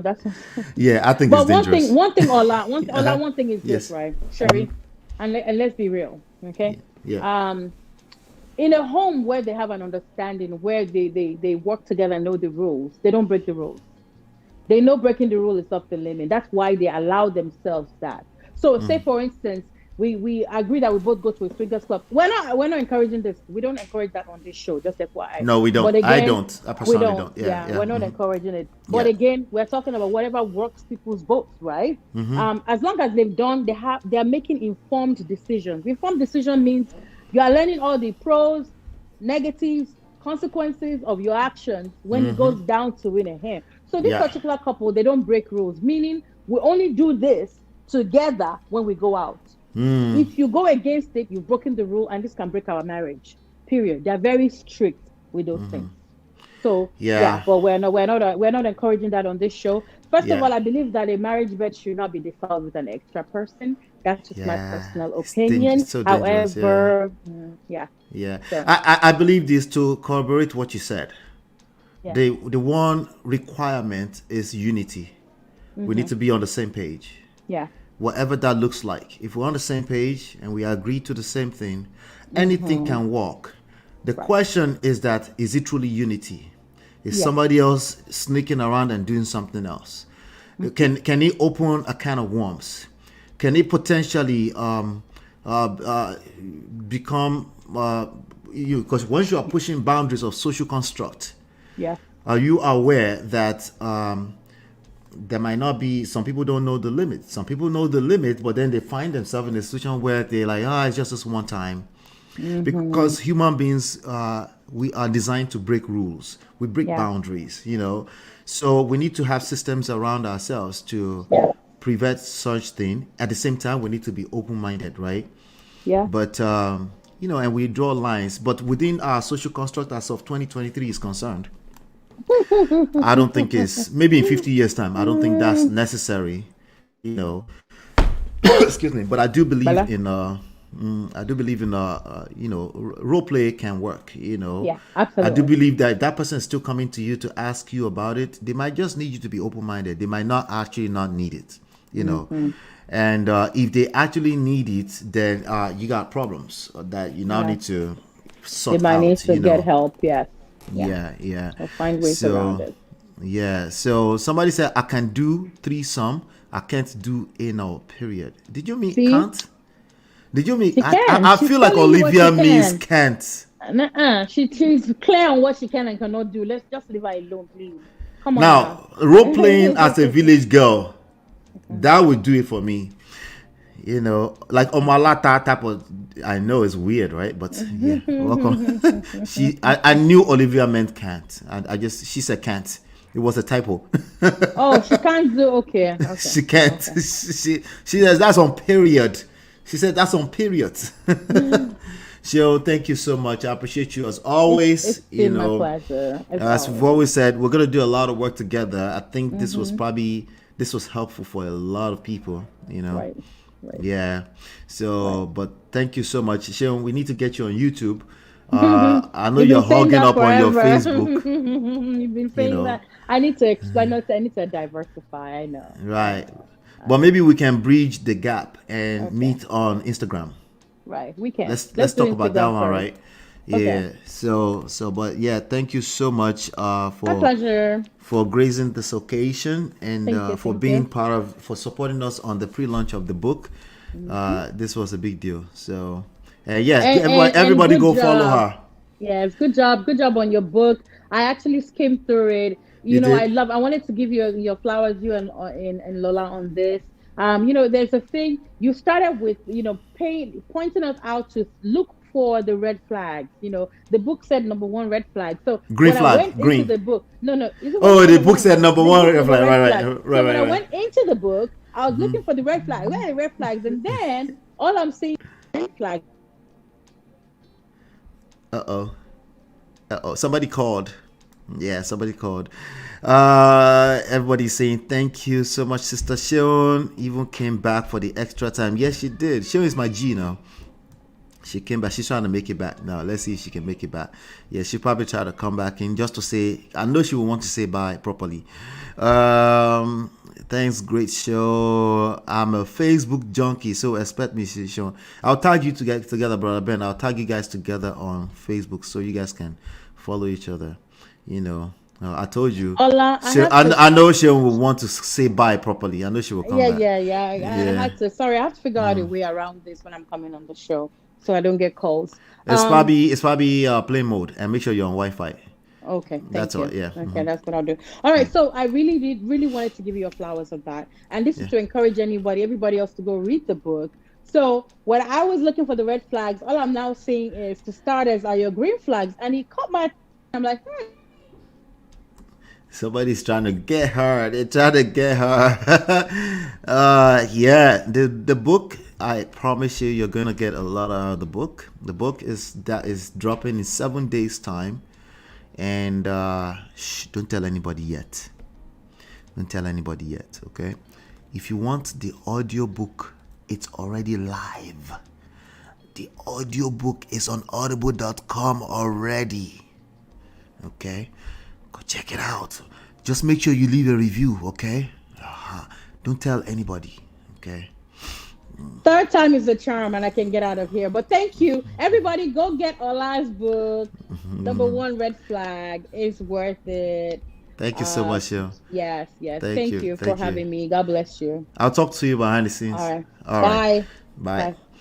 All right. Yep. So please come to YouTube, Sister Show. I'll see. We'll see. I've been talking to her about that for more than a year, but we'll see. But she's very, very busy on Facebook, so check her out up there. She has like almost 50,000 followers on Facebook now. So, and she does live sessions up there. When she come again, she should explain why women come multiple times when the VJ floor is pressed down. But I bet you know they read. Yes, that would be funny to role play Village Girl. Yeah, that would be awesome, right? Her man was calling, probably. Yeah, great show, and thanks to all the sisters who made it fun. Shout out to you, brother Ben. I appreciate you always for supporting the platform. I appreciate you. I want to make sure I didn't miss any of the. Okay, I think we covered all of it. All right, so yeah, I really enjoyed this month. Seun was the last person on the whatchamacallit. Seun was the last person on the series, the pre-launch series for the book, and it's almost like we saved the best for last. All of them were awesome. Everybody was awesome with this. You know, they brought their A game. You know, and I'm really, really appreciative for everybody that came through. You know, people, of course, like Auntie B, who really came through. You know, Auntie B, last Wednesday we had her up here. It was awesome.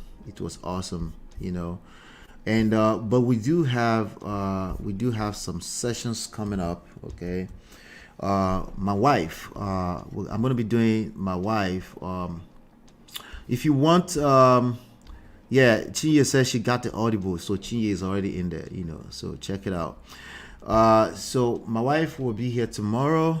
We're going to be, the first time we're doing it, okay, how we met. So it's going to be 2 parts to it. Tomorrow she's going to tell the story. She will be telling us how we met. I just want her to tell it. So that's tomorrow.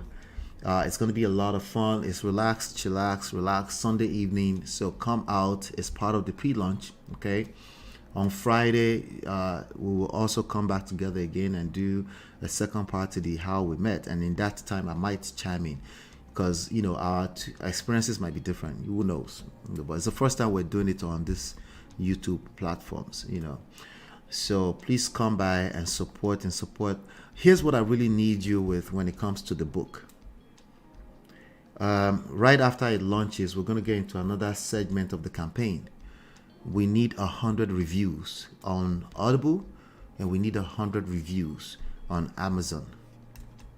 Okay, and whatever you feel about the book is what we need. Authentic, well thought out reviews on Audible. 100, so it's 200 in total that we need, and we need 100 on Amazon.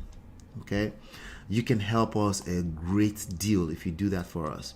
Also, even though we do give the free PDF of the book at loveandprestige.com of the both books, when you are a verified purchaser, okay, a verified buyer, your reviews count higher. Okay, the book is $20. I think the hardcover is probably 25, and then the paperback is $20. And if you purchase the Kindle, you're a verified buyer as well. Kindle will probably be $10 or something like that. So I'm going to need all of your helps, so we're going to go into another phase of the campaign to get reviews, and whenever you leave a review, I'll be shouting you out here, on the shows. We have tons of shows coming up. These celebrities, the popular ones, they're going to continue to be examples of what we shouldn't do. Like, for example, Emeka Ike right now, right? They will continue to, so we'll continue to extract lessons from that. So this is a platform that is endless. Okay, we're going to continue to have these conversations. I need all the smoke, everything you can bring, disagreement, agreement, hard context, whatever you need, so that we can continue to raise the height, go to the next level when it comes to this conversation. This is the most important part of our lives. Relationships. All right? Relationships. This is the part that's destroying a lot of people. It's like silent killers in very, very silent ways, So we need to keep talking. And for each one of you that you are learning, as we'll continue to cover these conversations, you take one little lesson, you share with somebody else, and then we can make a massive impact on our circles and even beyond.